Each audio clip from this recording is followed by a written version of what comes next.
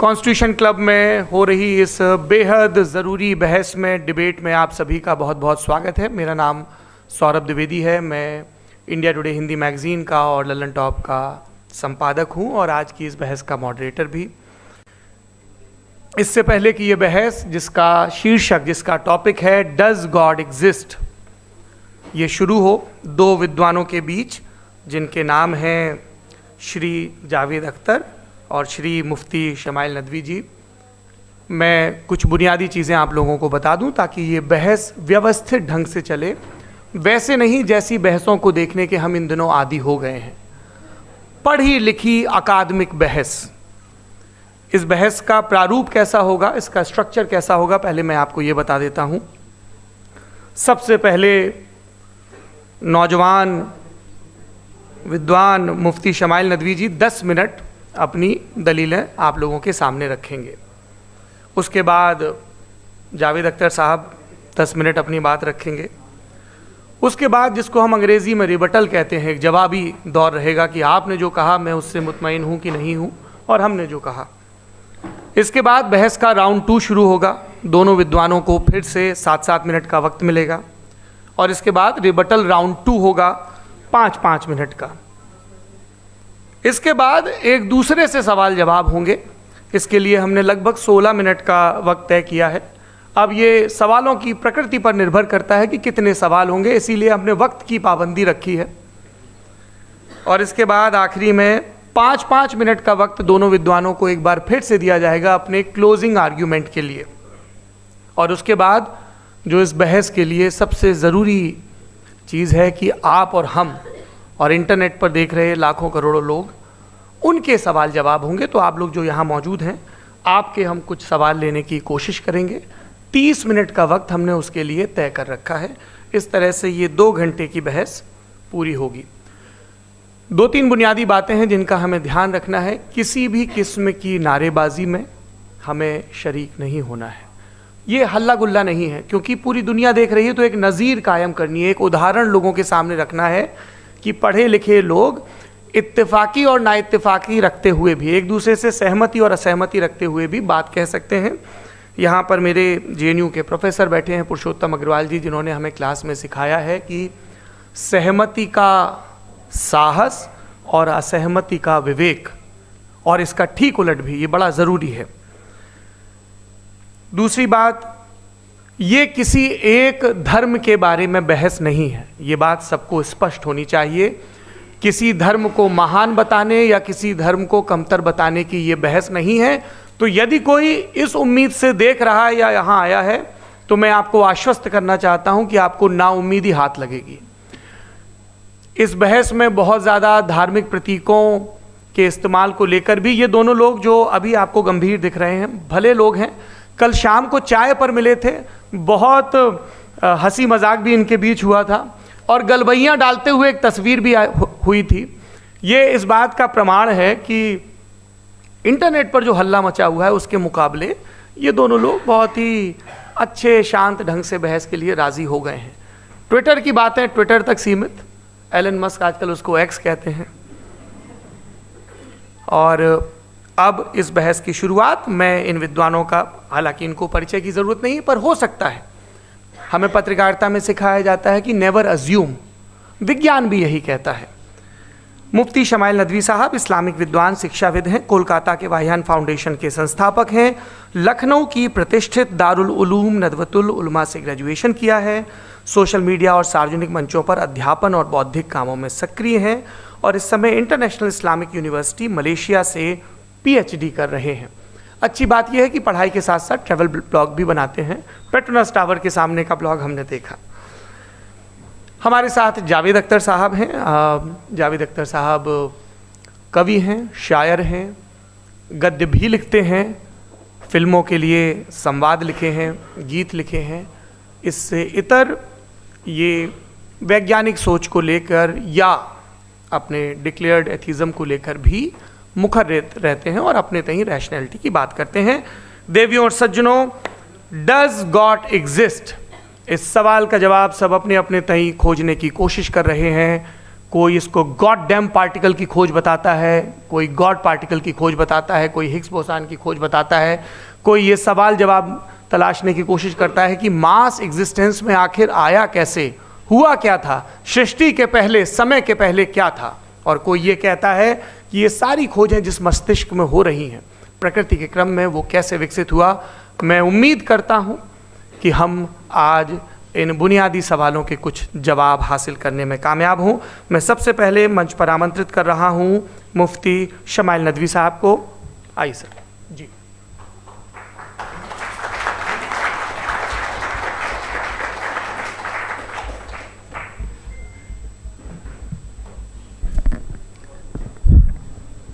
एक आपकी गुजारिश, आप बोलना शुरू करें। आप लोग प्लीज अपने फोन फ्लाइट मोड पे या साइलेंट मोड पे रखें। एक बार चेक कर लें, कई बार बेध्यानी हो जाती है।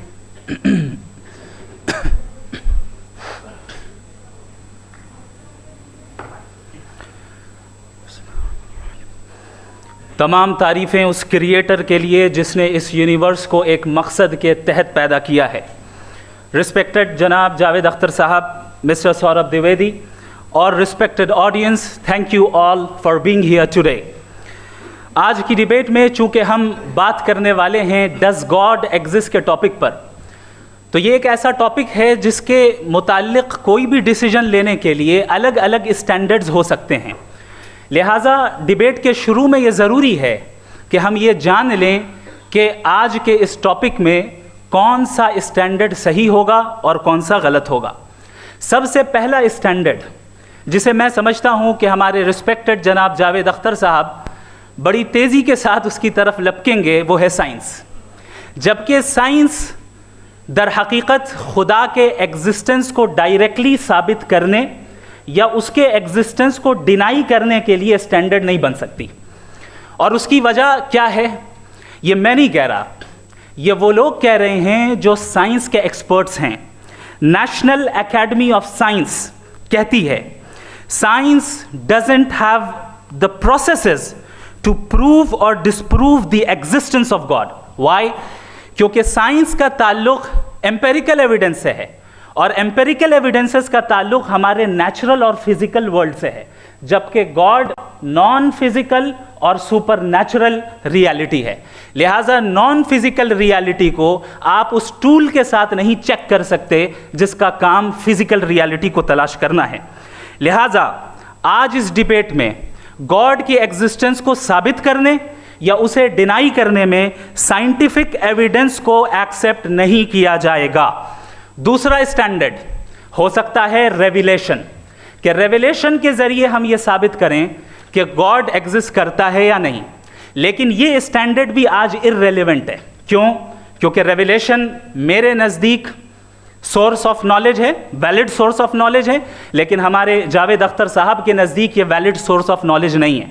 लिहाजा आज की डिबेट में मैं एक भी एविडेंस किसी भी मजहबी स्क्रिप्चर से नहीं दूंगा ताकि जावेद अख्तर साहब के लिए वो अनएक्सेप्टेबल ना हो। तीसरा जो मेयार हो सकता है वो है ऑब्जर्वेशन, कि भाई कोई कहे कि हमें खुदा दिखाओ, अगर है तो दिखाओ, या ये कि खुदा के एग्जिस्टेंस पर एम्पेरिकल एविडेंस दो, तो ये है दर हकीकत गलत टूल का इस्तेमाल करना। ये ऐसा ही है कि जावेद साहब मुझसे ये मुतालबा करें कि मुफ्ती साहब आप मेटल डिटेक्टर के ज़रिए प्लास्टिक डिटेक्ट करके दिखाएं। अब चूंकि प्लास्टिक डिटेक्ट नहीं हो पा रही है लिहाजा plastic does not exist. No, you are using the wrong tool. इस टूल से प्लास्टिक को डिटेक्ट नहीं किया जाता। लिहाजा मैं समझता हूं कि गॉड के एग्जिस्टेंस पर एम्पेरिकल एविडेंस का मुतालबा करना एक बचकाना मुतालबा है और हमारे रिस्पेक्टेड जनाब जावेद अख्तर साहब इस स्टेज से अब बहुत आगे निकल चुके हैं। अब बचता है एक ही स्टैंडर्ड और वो स्टैंडर्ड है अक्ल, लॉजिक, रीजनिंग। और यही वो स्टैंडर्ड है जिसके तहत गॉड के एग्जिस्टेंस को साबित किया जाएगा या गॉड की एग्जिस्टेंस को डिनाई किया जाएगा। लेकिन चूंकि ये बहुत इंपॉर्टेंट और सेंसिटिव टॉपिक है, इसलिए लॉजिकल आर्ग्यूमेंट भी ऐसा होना चाहिए जो डेफिनेटिव हो, इनडेफिनेटिव ना हो, जो 2 और 2 4 की तरह बिल्कुल वाजे हो, जिसे लॉजिकली रिजेक्ट करना पॉसिबल नहीं हो। फॉर एग्जाम्पल हम कहें हमारे रिस्पेक्टेड मिस्टर सौरभ साहब, ये एक इंसान है और तमाम इंसान कॉन्शियस बीइंग है। लिहाजा नतीजा क्या निकला? हमारे सौरभ साहब भी कॉन्शियस बीइंग है। क्या ये इंडेफिनेट आर्ग्यूमेंट है या डेफिनेट आर्ग्यूमेंट है? ये डेफिनेट आर्ग्यूमेंट है। ये 2 और 2 की तरह वाजे है, इसमें किसी तरह जो है लॉजिकली इसको रिजेक्ट नहीं किया जा सकता। तो अगर आज हमारे जावेद अख्तर साहब ऐसी कोई अकली दलील और लॉजिकल एविडेंस दें खुदा के ना होने पर जो डेफिनेट भी हो, तो मैं ये ऐलान करता हूं कि यकीनन मैं उस एविडेंस को कबूल करूंगा और उस पर गौर करूंगा। लेकिन साथ में ये भी ऐलान कर देता हूं प्रेडिक्शन के तौर पर कि ऐसा कोई डेफिनेट आर्ग्यूमेंट कोई नहीं पेश कर सकता। दलील हम देंगे और डेफिनेटिव दलील देंगे, लॉजिकल दलील देंगे, ऐसी दलील देंगे जो एंटायर एथिस्टिक वर्ल्ड उसे रेफ्यूट नहीं कर सकती। चलें अब हम एक एग्जाम्पल सोचते हैं, एक सिनेरियो, सिंपल सिनेरियो, तमाम ऑडियंस से गुजारिश है, हम और आप एक आइसोलेटेड आइलैंड पर हैं, ऐसा आइलैंड जहां पे हमसे पहले कोई कभी नहीं गया। चलते चलते आपके सामने अचानक आपने देखा एक पिंक कलर की बॉल पड़ी हुई है। सबसे पहला सवाल आपके जहन में क्या आएगा कि ये बॉल यहां क्यों आई, कैसे आई, ये पिंक कलर की ही क्यों है, कोई और कलर भी हो सकता था, ये इसी शेप में क्यों है, कोई और शेप भी हो सकता था। नेचुरली आप इस तरफ पहुंचेंगे कि कोई ना कोई है जिसने इन स्पेसिफिक प्रॉपर्टीज के साथ इस बॉल को बनाया है और यहां पे रखा है। चूंकि आप जानते हैं कि ये जो बॉल है इसका एग्जिस्ट करना जरूरी नहीं है, ये एग्जिस्ट कर भी सकती थी, नहीं भी कर सकती थी, और एग्जिस्ट करना ही था तो किसी और फॉर्म में करती, किसी और कलर में करती।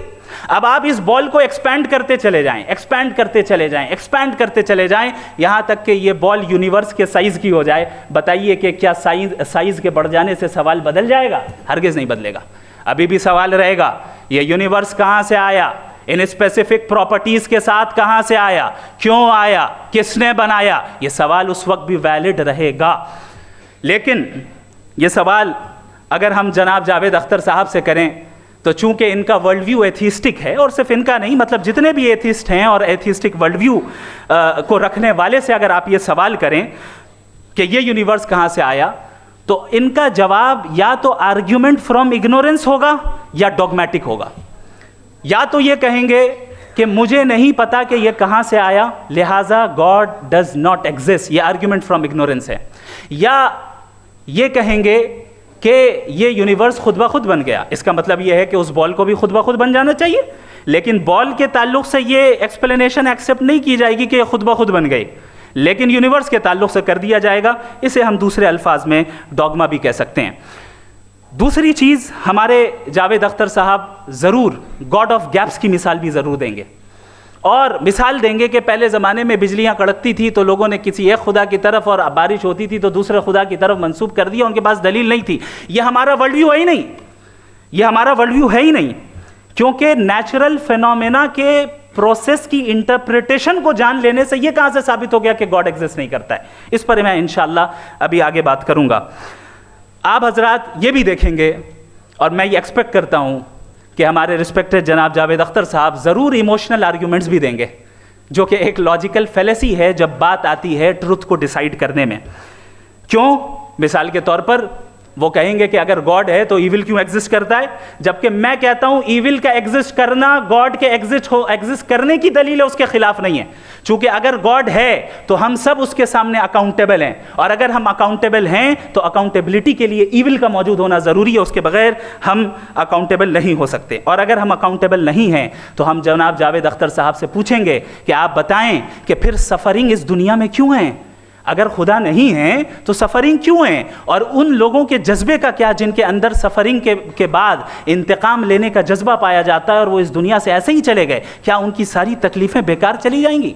अब आ जाएं उसी एग्जाम्पल की तरफ कि बॉल, मुझसे अगर कोई पूछे इस बॉल को किसने बनाया और या इस एक्सपेंडेड बॉल को किसने बनाया, मैं कहूँगा कि चूंकि ये यूनिवर्स और इस यूनिवर्स की तमाम चीज़ें कॉन्टिंजेंट हैं। कॉन्टिंजेंट होने का मतलब ये होता है कि जो अपने एग्जिस्टेंस पे किसी के ऊपर डिपेंड करती हो, तो जाहिर है ये यूनिवर्स कॉन्टिंजेंट है। और अगर कोई चीज़ कॉन्टिंजेंट नहीं है तो मैं रिक्वेस्ट करूंगा कि मुझे दिखा दें कि कौन सी चीज़ यूनिवर्स में कॉन्टिंजेंट नहीं है, हम भी ज़रा गौर कर लें और हम भी देख लें। और जब कॉन्टिंजेंट चीज़ें मौजूद हैं तो फिलोसोफर्स की इस्तिलाह के मुताबिक, हम उस टर्मिनोलॉजी के मुताबिक, हम उस जगह तक पहुंचते हैं और उस हस्ती तक पहुंचते हैं जिसे नेसेसरी बीइंग कहा जाता है, कि ये वो नेसेसरी बीइंग है जिसका मौजूद ना होना नामुमकिन हो। क्योंकि अगर ये मौजूद ना हो तो सारी चीज़ें एग्जिस्टेंस में आएंगी ही नहीं, और ये सारी कॉन्टिंजेंट चीज़ें उसी के ऊपर डिपेंड करती हैं। अब अगर आप ये सवाल करते हैं कि फिर उस हस्ती को किसने बनाया, फिर उसका कॉज क्या है, फिर उसका कॉज क्या है, फिर उसका कॉज क्या है, और एंडलेसली चले जाएं, इसे हम कहते हैं इन्फिनिट रीग्रेस ऑफ कॉजेज, जो कि लॉजिकल फैलेसी है। कॉन्सेप्चुअली इंफिनिटी पॉसिबल है। मिसाल के तौर पे न्यूमेरिकल्स 1 2 3 गिनते चले जाएं, इन्फिनिट नंबर्स हैं। मैं कॉन्सेप्चुअली बात नहीं कर रहा, प्रैक्टिकली रियलिटी में साबित करके दिखाएं कि infinite regress of causes possible है या नहीं। अगर पॉसिबल है तो हम मान लेंगे, मिसाल दे दें, और पॉसिबल नहीं है तो एक ही ऑप्शन बचता है जिसे हम कहते हैं नेसेसरी बीइंग। ऐसी नेसेसरी बीइंग जो इंडिपेंडेंट है, क्योंकि अगर वो डिपेंडेंट हुई तो वो नेसेसरी नहीं रहेगी। ऐसी इंडिपेंडेंट बीइंग जो इटर्नल है, अगर वो इटर्नल नहीं होगी, उसकी बिगिनिंग होगी तो वो खुद कॉन्टिंजेंट है। ऐसी बीइंग जो पावरफुल है, क्योंकि कॉन्टिंजेंट को एक्चुअलाइज करने के लिए पावर चाहिए। ऐसी बीइंग जो इंटेलिजेंट है और नॉलेजेबल है, क्योंकि ये यूनिवर्स स्पेसिफिक फॉर्म और स्पेसिफिक लॉज ऑफ नेचर के तहत प्रिसाइजली चल रहा है। Thank you. थैंक यू मुफ्ती साहब। मैं इन दलीलों के बाद जावेद अख्तर साहब से गुजारिश करूंगा, आप बैठ के बोलना चाहेंगे या वहाँ? जी।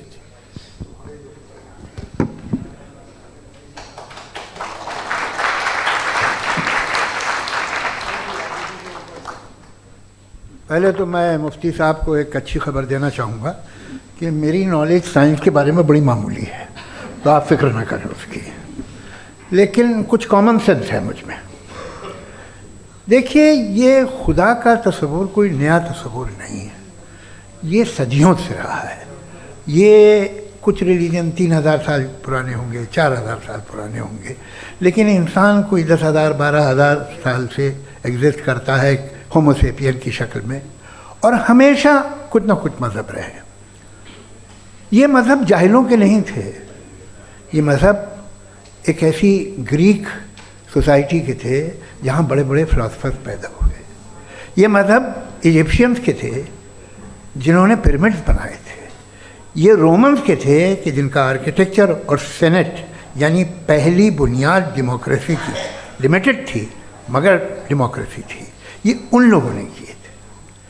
तो इनका जो जुपिटर था, रा था, ज़्यूस था, उन्हें उस पर इतना ही एतमाद था जितना आज किसी मजहबी आदमी को अपने खुदा पे होगा। क्रिश्चियनिटी आने से पहले यूरोप में एक मज़हब था, जर्मेनिक रिलीजन। उसका एक खुदा था, उसकी एक बीवी थी, उसके 2 बेटे थे, एक बेटी थी। फिर जर्मनी में जब यूरोप में क्रिश्चियनिटी आई तो वो खुदा, उसकी बीवी और पूरे ख़ानदान चला गया। तो हमने, अगर हम हिस्ट्री देखें तो खुदा जो हैं वो ज़्यादातर फ़ानी हैं, वो हमेशा रहे नहीं। और वो जो लोग इन्हें मानते थे उनको आप कहें वो तो जाहिल थे, उन्हें तो कुछ पता ही नहीं था, ऐसा नहीं है। वो अपने वक्त में बड़े काबिल लोग थे और अपने वक्त में उन्होंने बड़े बड़े काम किए हैं, फिलोसफर्स थे, साइंटिस्ट थे, लेकिन उनका मज़हब कहाँ गया, उनके खुदा कहाँ गए? आज जो खुदा हैं दुनिया में लोग उन्हें मानते हैं। आपको क्या मालूम कि कितने बरसों के बाद क्या होने वाला है? हम यूरोप में देखते हैं तो चर्च खाली हैं। तो वक्त के साथ चीज़ें बदलती हैं। जहाँ तक इसका ताल्लुक़ है मज़हबों का, हर मज़हब आपसे एक चीज़ मांगता है, फेथ। ये फेथ क्या चीज़ होती है? What is the difference between faith and belief? ये तो बहुत ही अहमखाना बात होगी कि कोई आदमी कहे साहब अगर खुदा है तो मुझे दिखाइए। ये तो जाहिलाना बात हुई। मैंने तो नॉर्थ पोल नहीं देखा है, मगर मैं मानता हूँ कि नॉर्थ पोल है। मैं क्यों मानता हूँ? इसलिए कि अगर ये दुनिया राउंड है तो उसका कोई टॉप होगा। कुछ लोग हैं जो वहाँ गए भी हैं, कॉमन सेंस कहता है कि ऐसा होगा, सबूत है, गवाह है, रीज़न है। तो ये मेरा फेथ नहीं है। तो फेथ में और बिलीफ में डिफरेंस क्या है? जो मज़हब मांगता है आपसे, हर मज़हब फेथ मांगता है। फेथ का मतलब ये है कि ना कोई गवाह हो, ना कोई सबूत हो, ना कोई रैशनल हो, ना कोई लॉजिक हो, ना कोई प्रूफ हो, मगर तुम एक बात को मानो। ये है फेथ। वरना बिलीफ होता। अगर इसमें कुछ भी सबूत होते, गवाह होते, तो फिर इसे आप बिलीफ कहते। जैसे मेरा बिलीफ है कि नॉर्थ पोल है, मेरा फेथ थोड़ी है। फेथ इन तमाम शर्तों को रद्द करता है। तो फिर स्टुपिडिटी क्या है? अगर मैं एक बात ऐसी मानूं जिसकी ना कोई लॉजिक है, ना कोई रैशनल है, ना कोई प्रूफ है, ना कोई गवाह है, ना कोई सबूत है, और मैं उसे मानूं, तो ये स्टुपिडिटी हुई।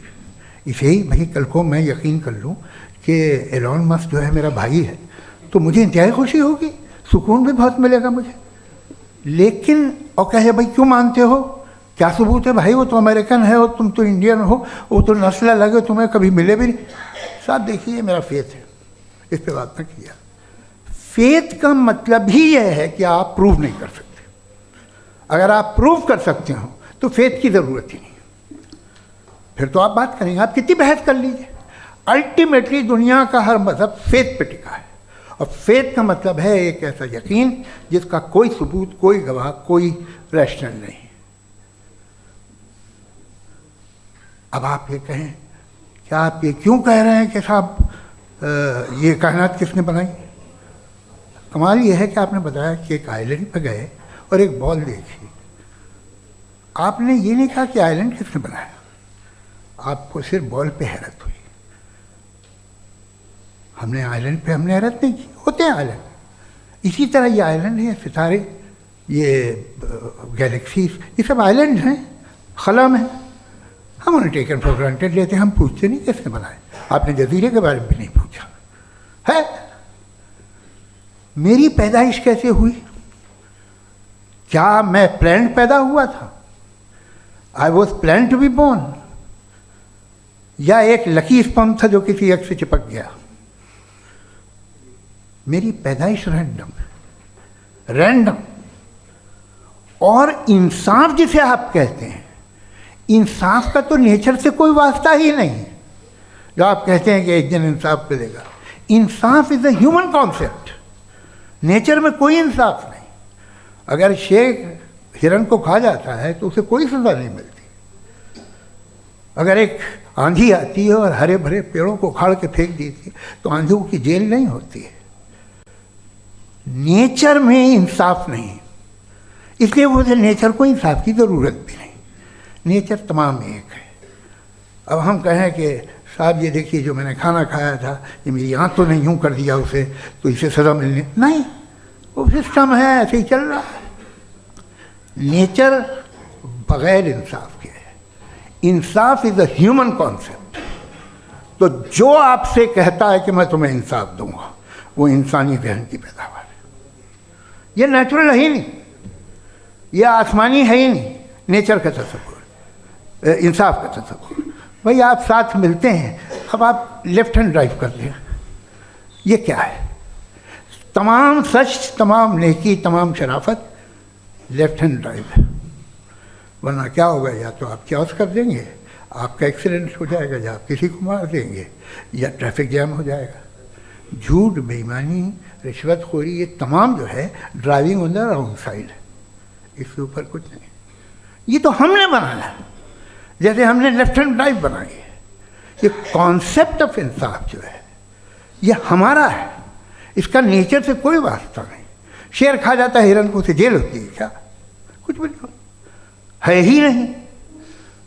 तो ये जो दुनिया के रिलीजन प्रॉमिस करते हैं आपसे इंसाफ, इसी से मालूम होता है कि ये मैन मेड है। ये तसव्वुर कहीं और का है ही नहीं। जो नेचर है, कुछ लोग कहते हैं नेचर ही खुदा है, तो नेचर में तो इंसाफ नहीं कहीं। और आप वादा कर रहे हैं कि तुम्हें मरने के बाद इंसाफ मिलेगा।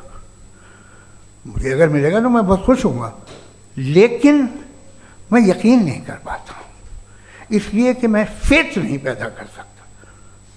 The very fact that religions demand faith, इसका मतलब है कि उनके पास जस्टिफिकेशन नहीं है। अच्छा था, फिर रिलीजन अगर मॉडरेशन में है, कोई सा भी नहीं, वो आप में कुछ खूबियाँ भी पैदा करता होगा। देखिए उससे ये फ़ायदा है, वो फ़ायदा है। अल्कोहल जो है वो ज़्यादातर दवाओं में यूज़ होती है।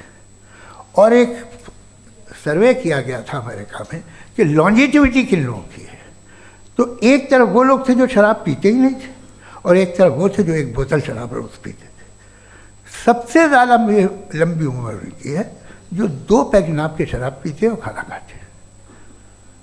मगर हम शराब को बुरा समझते हैं, मैं भी बुरा समझता हूँ। क्यों? ऐसा होता नहीं। कुछ चीज़ों में आदत होती है कि वो बढ़ती है। आज तक में एक आदमी दूध पीता है, आप 10 साल बाद भी मिलेंगे तो एक ही गिलास पीता होगा। ऐसा नहीं होता, सुबह से दूध पीता रहता है।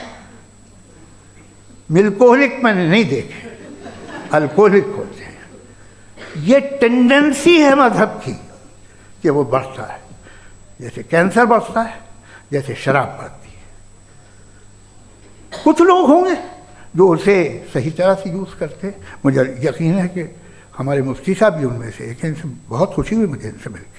लेकिन कितने लोग हैं कि आज आप देखते हैं दुनिया में जो तबाहियाँ हैं, इनमें कितना हाथ है उन लोगों का जो बिलीवर कहते था मजहब ये नहीं कहता, ना कहता होगा, मगर जब ये मजहब पीते हैं तो ऐसे बिहेव करते हैं। थोड़ा सा अगर हो तो शायद बहुत अच्छी बात, लेकिन शराब थोड़ी सी नहीं रहती, उसमें टेंडेंसी है। पहले थोड़ा सा अगर 2-3 कैंसर के सेल हो ना बॉडी में तो आदमी स्लिम रहेगा, लेकिन वो 2-3 सेल नहीं रहते, वो मल्टीप्लाई होते हैं। जावेद साहब टाइम पूरा हो गया। टाइम हो गया, तो बस बात खत्म हो गई। अच्छा, मुझे कुछ और कहने को था भी नहीं। जी, मैं पहले जवाबी दौर के लिए इनवाइट कर रहा हूँ मुफ्ती साहब को। Your rebuttal round 1, you have 7 minutes.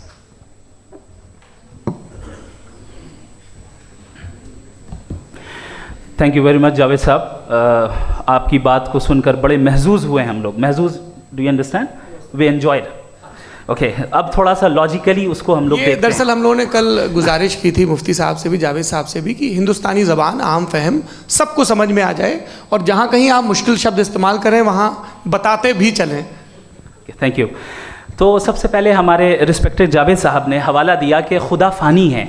कितने मजहब आगे चले गए, किसी ने जुपिटर को खुदा माना, किसी ने किसी को माना। मैं कहता हूँ जिसने कॉन्टिंजेंट चीज़ को खुदा माना, गलत माना, वो खुदा ही नहीं, वो खुदा ही नहीं है। हम तो नेसेसरी बीइंग को साबित करने बैठे हैं, वो नेसेसरी कॉज जो इटरनल है, जो अबदी भी है और अजली भी है। हम किसी और को साबित करने नहीं बैठे। दूसरी चीज़ उन्होंने कहा कि फेथ एंड बिलीफ, ये एक ऐसी डेफिनेशन है फेथ की जो इन्होंने पहली मर्तबा पेश की है, या माफ़ कीजिएगा, इन्होंने पहली मर्तबा पेश नहीं की है, रिचर्ड डॉकिंस ने पहली मर्तबा पेश की है। मुझे मालूम है ये सोर्स कहाँ से है। एपिस्टेमोलॉजिकली फेथ और बिलीफ का फ़र्क आप इस तरह नहीं कर सकते सर। फेथ सही भी होता है, गलत भी होता है। बिलीफ सही भी होता है, गलत भी होता है। जो लॉजिक, रीजन और एविडेंस से बैक्ड होगा वो फेथ सही होगा। और आप जिस फेथ की बात कर रहे हैं कि इलॉजिकल है और उसके पीछे नहीं है, तो we are on the same page. हम नहीं मानते उस फेथ को, जो फेथ ऐसा हो जिसके पीछे कोई लॉजिक ना हो, एविडेंस ना हो, हम नहीं मानते। हम तो उस फेथ के कायल हैं जिसके पीछे लॉजिक हो और एविडेंस हो। तो बिलीफ सही भी होता है, गलत भी होता है, फेथ भी सही होता है और गलत भी होता है। तो आज फेथ और बिलीफ के डिफरेंस पे बात नहीं हो रही है। आज आप चाहे फेथ एक्सेप्ट कर लें या बिलीफ एक्सेप्ट कर लें, आज ये बात होगी कि ट्रूथ क्या है, चाहे ट्रू बिलीफ सही है या ट्रू फेथ सही है, और फॉल्स फेथ क्या है और फॉल्स बिलीफ क्या है, बात इस पे हो रही है। दूसरी चीज इन्होंने पूछा, स्टुपिडिटी फिर क्या है? अगर फेथ रिलीजन स्टुपिडिटी नहीं है तो और क्या है? चूंकि फेथ का मुतालबा करते हैं तो स्टुपिडिटी क्या है? मैं कहता हूं स्टुपिडिटी एथिज्म है। उसकी वजह यह है कि आप एक सड़क पे जा रहे हो और आप किसी गार्डन में जाएं और देखें वहां लिखा है फूलों के साथ, I love Javed Akhtar, and I really do, I love you sir. So जब आप वहां पर पहुंचे तो वहां पहुंचकर अब ये बताएं, क्या आप ये कहेंगे वाह व्हाट अ नेचुरल सिलेक्शन? ये क्या नेचुरल सिलेक्शन है? नहीं, ये प्रिसाइजली डिजाइंड है, इसके पीछे डिजाइनर है।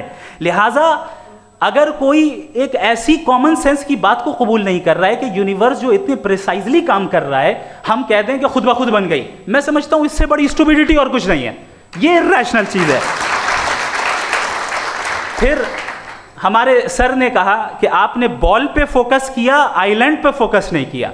अरे आइलैंड को किसने बनाया, यही समझाने के लिए तो बॉल की मिसाल दे रहा हूं। और बॉल भी कॉन्टिंजेंट है, आइलैंड भी कॉन्टिंजेंट है, दोनों नेसेसरी बीइंग का मुतालबा करते हैं। आगे इन्होंने कहा कि नेचर में कोई इंसाफ नहीं है, हम डिसाइड करते हैं कि मोरालिटी क्या होती है, इंसाफ क्या होता है, हम डिसाइड करते हैं। जैसे ड्राइविंग सीट में ट्रैफिक वाला, ये तो किसी खुदा ने नहीं कहा, ये है, इसे कहते हैं फॉल्स इक्विवेलेंस, ये एक लॉजिकल फेलेसी है। आपने जो है मिसाल दी ड्राइविंग की और ट्रैफिक की, ये सब्जेक्टिव मोरालिटी है। आप सब्जेक्टिव मोरालिटी को मिसाल बनाकर ऑब्जेक्टिव मोरालिटी के ऊपर नहीं थोप सकते। इंसाफ की ऑब्जेक्टिव मोरालिटी, अगर आप ये कहते हैं कि नेचर में इंसाफ नहीं है तो इंसाफ का न होना ये नेचुरल हुआ, तो फिर नेचर को नेचर रहने दे, क्यों हम इतना स्ट्राइव कर रहे हैं दुनिया में इंसाफ लाने के लिए? ये तो इलॉजिकल बात है, इरैशनल बात है। इसलिए बहुत सी चीजें ऐसी हैं जो ऑब्जेक्टिवली जो है इविल या गुड हैं, और बहुत सी चीजें ऐसी हैं जो सब्जेक्टिवली हैं। सब्जेक्टिवली जो मोरल होता है या इमोरल होता है उसको हम सोशल कंसेंसस से या पर्सनल प्रेफरेंस से डिसाइड करते हैं, लेकिन जो ऑब्जेक्टिव मोरालिटी है जिसमें इंसाफ आया, जो इन्होंने बार बार रिपीट किया, ये ऑब्जेक्टिव है, सब्जेक्टिव नहीं है। अगर आप कहते हैं ये सब्जेक्टिव है तो मेरा सवाल आपसे ये है, क्या सोशल कंसेंसस के जरिए अगर जुल्म को सही करार दे दिया जाएगा तो आप जुल्म को जस्टिफाई करेंगे? दूसरी चीज इन्होंने ये कहा कि 2 पैक शराब पी लें तो वो उतने पे नहीं रहता, बढ़ जाता है। यही मामला मजहब के साथ है, 2 पैक आप पी लें बढ़ेगा। तो ये एक ऐसी मिसाल है, इसको कहीं भी फिट कर लें कि आप एथिज्म पे जब फिट करें, जब आप 2 पैक एथिज्म का लेंगे ना तो वो बढ़ बढ़ के नॉर्थ कोरिया बनेगा। Thank you.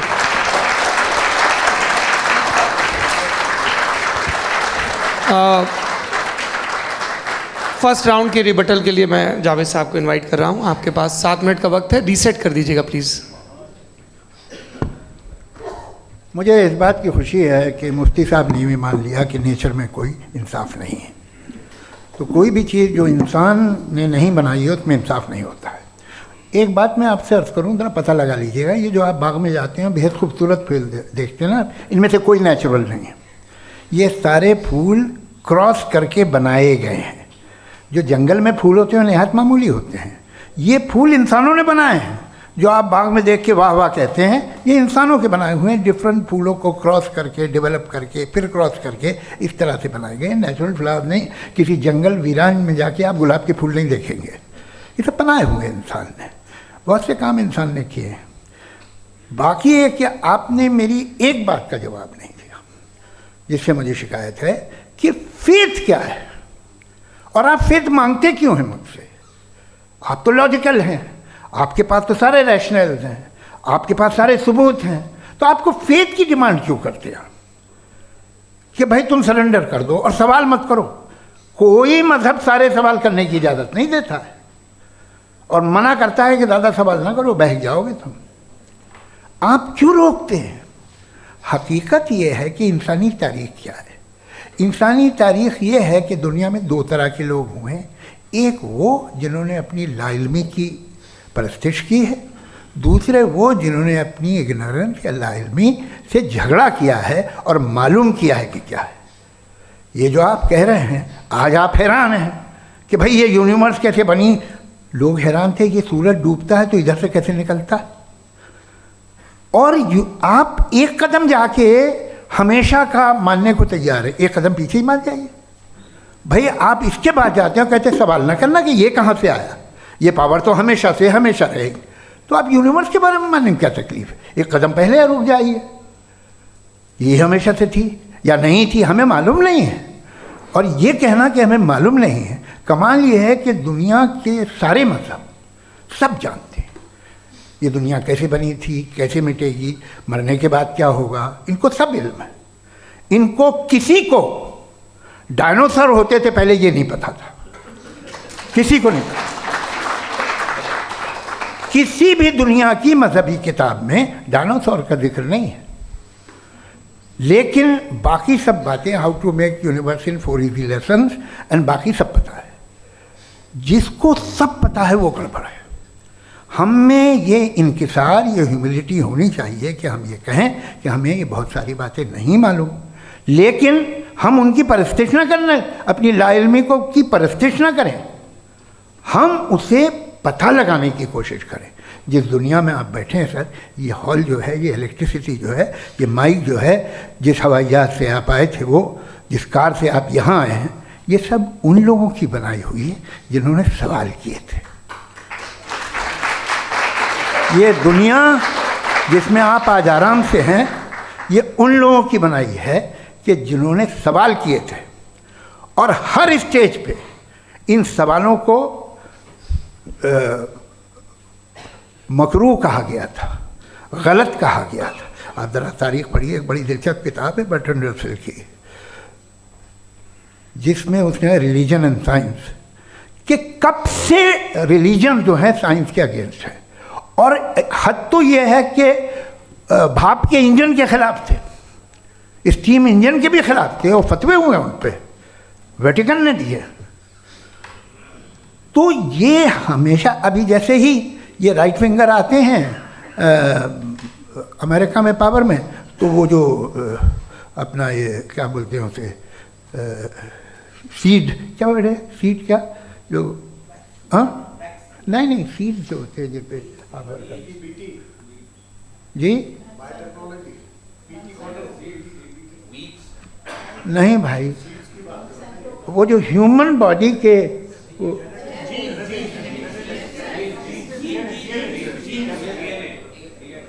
उस पर रिसर्च बंद हो जाती है, रिपब्लिकन नहीं करने देते। अरे भाई इतना डर क्या है तुम्हें? एक ज़माने में बहुत नाराज़ थे ये सारे मजहबी लोग कि ये इंसान तो इंसान बनाने की कोशिश कर रहा है। आपको क्या तकलीफ भाई, बना ले तो बना लेने दो, ये खौफ क्या है? और ये सब आज जो आप कह रहे हैं नामुमकिन है, ये कैसे हुआ? मुझे एक किस्सा याद आता है। जब मैं 6ठी क्लास में था तो मैं मैथमेटिक्स में बहुत वीक था, तो एक टीचर रख दिया गया, उसने 1 2 3 4 5 6 7 को सिखा दिया मुझे। वो दिन मैं भूल नहीं सकता हूँ मुफ्ती साहब, जिस दिन उसने ये बताया कि 1/2 क्या होता है और 3/4 क्या होता है। मुझे ऐसा लगा कि मेरा सर बीच से फट जाएगा। ये आदमी कह रहा है कि जो दीवार के अंदर जाओ वॉक करते हुए। आज हंसता हूँ मैं इस बात पे। तो आज जो बातें आपके जहन से बिल्कुल परे हैं और आप हैरान होते उन्हें देख के, एक वक्त आएगा कि मामूली लगेंगे। और हुआ है, आपकी इंसानी तारीख ही है। इतनी जल्दी सारे फैसले आप मत कर लीजिए, थोड़ा ये ह्यूमिलिटी रखिए कि भाई ये हमें नहीं मालूम। ये कहने में क्या आ रहा है? ये यूनिवर्स कहाँ तक फैली, ये कब से है और कब तक रहेगी, हमें नहीं मालूम। आपने फैसला कर लिया कब बनी। ये आपके हिसाब से कोई 14 बिलियन ईयर बनी जो समझा जाता है। उससे पहले हज़ारों करोड़ों अरबों साल तक खुदा बैठा क्या कर रहा था? खामोश बैठा था, ऐसी जमाइयाँ ले रहा था। फिर उसे आइडिया है, यार एक काम करते, वक्त अच्छा गुजर जाएगा, यूनिवर्स पर आपसे सोचिए। वो तो हमेशा से है ना, मगर यूनिवर्स हमेशा से नहीं है, ये तो बनाई गई है। और उससे पहले क्या था, इनका क्या काम था? कैसी बात है, ये बड़ा आसान है। जो बात हमें आज धीरे धीरे पता चली है, बरसों 2000 और 2500 साल पहले आपको किसी ने बता दिया कि क्या था, आप मान गए, और तब से वही मान रहे हैं जो 2500 साल पहले कहा गया था। सब कुछ बदल गया है, सॉल्व हो रही हैं चीज़ें। अभी साइंस बिल्कुल दावा नहीं करती, या कोई फिलोसफर ये दावा नहीं करता कि हमें सब मालूम, बल्कि वो कहता है कि हमें जितना मालूम होता है उससे ये मालूम होता है कि हमें कितना कम मालूम। तो हम अपनी जहालत से लड़ें, उसकी परस्तिश न करें। जी, टाइम है। Thank you so much. मैं तर्कों की श्रृंखला में राउंड 2 के लिए मुफ्ती साहब को आमंत्रित कर रहा हूँ। आपके पास एक बार फिर से 7 मिनट का वक्त है। शुक्रिया। जनाब जावेद अख्तर साहब कई मरतबा दोहरा रहे हैं कि फ़ेथ का मतलब बताइए, फ़ेथ का मतलब बताइए। मैंने बता दिया, फ़ेथ सही भी होता है, गलत भी होता है। और आज हम फ़ेथ पे बात नहीं कर रहे, हम ट्रुथ और डज गॉड एग्जिस्ट पे बात कर रहे हैं। क्या डज गॉड एग्जिस्ट, ये ट्रुथ यानी गॉड है या नहीं है, इसमें से दोनों ट्रुथ क्या है। अब आप उसे फेथ कह लें, बिलीफ कह लें, नॉट माई बिजनेस। उसके बाद आपने कहा कि भाई सवाल करने से मजहब रोकता है। मैं कहता हूं जो रोकता है वो रोकता होगा, मैं नहीं रोकता, बल्कि सवाल करें, सवाल करना चाहिए। सवाल कर करके तो हम आगे बढ़ते हैं, तरक्की करते हैं, और इसीलिए मैं आज यहाँ पे आया हूँ। लेकिन सवाल सिर्फ खुदा से नहीं होगा, आपसे भी होगा। सवाल एथिज्म से भी होगा, सवाल सिर्फ मजहब से नहीं होगा, सबसे होगा। और आज मैं सवाल करूंगा और उम्मीद है कि आप जवाब देंगे। अभी तक आपने वैसे कॉन्टिंजेंसी आर्गुमेंट का कोई जवाब नहीं दिया है। चलें, आपने कहा यूनिवर्स के बारे में इटर्नल क्यों नहीं बोल देते। ये चूंकि लॉजिकली पॉसिबल ही नहीं है कि यूनिवर्स इटर्नल हो। यूनिवर्स एक कॉन्टिंजेंट चीज़ है जो टाइम एंड स्पेस के पाबंद है, टाइम एंड स्पेस से बाउंड है। जो टाइम एंड स्पेस से बाउंड होगा वो कॉन्टिंजेंट होगा, जो कॉन्टिंजेंट होगा वो उसकी बिगिनिंग हुई होगी, जिसकी बिगिनिंग हुई होगी वो इटर्नल नहीं हो सकता। ये तो कॉमन सी बात है। आपने कहा कि किसी मजहबी किताब में डायनासोर का जिक्र नहीं है। अफसोस कि आज तक किसी मैथमेटिक्स के किताब में मुझे डायनासोर का जिक्र नहीं मिला। तो इसका मतलब मैथमेटिक्स की किताब बेकार है? नहीं, उसका वो टॉपिक नहीं है। रेवलेशन का और मजहबी किताबों का टॉपिक ये नहीं है कि आपको आके बताए साइकिल कैसे बनाते हैं, या आकर ये बताएं कि जो है डायनासोर कब था। वो तो मोरालिटी सिखाने आया है, गॉड के बारे में बताने आया, नॉन फिजिकल रियलिटी की हकीकत को सिखाने के लिए आया। रिलीजियन साइंस को रोकता है? नहीं रोकता। अगर रोकता है तो गलत करता है। रिलीजियन साइंटिज्म को रोकता है, जिसमें हमारे जावेद साहब मुब्तला हैं। साइंस और साइंटिज्म में फर्क है। साइंटिज्म यह है कि आप समझें कि साइंस और साइंटिफिक मेथोडोलॉजी ये नॉलेज को हासिल करने का वाहिद सोर्स ऑफ नॉलेज है। यह है साइंटिज्म। हम इसे रिजेक्ट करते हैं। हम साइंस को तो तरक्की करते हैं। भाई आप हमारी पूरी तारीख कर लें, पढ़ लें तो आपको पता चल जाएगा। बहरहाल ये अलग टॉपिक है। उसके बाद इन्होंने एक लफ्ज़ कहा, वेटिकन ने फतवा दिया। वेटिकन का फतवे से कोई ताल्लुक नहीं है, दोनों कॉन्ट्राडिक्टरी अल्फाज हैं। उसके बाद उन्होंने कहा कि भाई हमें नहीं मालूम। अगर नहीं मालूम तो क्लियरली कह देना कि नहीं मालूम है, इसमें क्या हर्ज है। तो वही तो मैं कह रहा हूं ना कि आप कह दें कि नहीं मालूम, लेकिन क्लेम क्यों कर रहे हैं कि गॉड एग्जिस्ट नहीं कर रहा है। आप कह दें नहीं मालूम है, हो सकता है हो सकता ना हो, लेकिन आप क्लेम कर रहे हैं। The moment you say God does not exist, this is a claim and now the burden of proof is upon you too, जैसे हमारे ऊपर है। और क्यों है मैं बताता हूं, क्यों है ये भी मैं बताता हूं। फिलोसॉफिकली जो क्लेम होता है ना, सिर्फ ये नहीं होता कि इंसान कहे पॉजिटिव क्लेम करे और नेगेटिव क्लेम करे तो बर्डन ऑफ प्रूफ नहीं है। आप मिसाल के तौर पे मैं कहूं कि फुला उस कमरे में कोई नहीं है, मैंने एक नॉलेज का क्लेम किया है। उस कमरे में कोई नहीं है, मैंने एक नॉलेज का क्लेम किया। या तो मैं कहूं मुझे नहीं पता, हो भी सकता है नहीं भी हो सकता है, this is not a claim. लेकिन जब मैं कह रहा हूं कि वहां कोई नहीं है या मैं कह रहा हूं वहां कोई है, दोनों क्लेम है और दोनों के ऊपर बर्डन ऑफ प्रूफ है। हमारे ऊपर भी बर्डन ऑफ प्रूफ है। मैंने कंटिंजेंसी आर्ग्यूमेंट दिया, इसे तोड़कर दिखाइए। आखिरी चीज, इन्होंने कहा कि खुदा दुनिया बनाने से पहले 150 साल पहले या करोड़ों साल पहले क्या कर रहा था। अरे हजरत, चलें बहरहाल मैं जवाब दे देता हूं। आप हमारे रिस्पेक्टेड पर्सनैलिटी हैं, अगर आप नहीं होते तो मैं इसे एंटरटेन ही नहीं करता।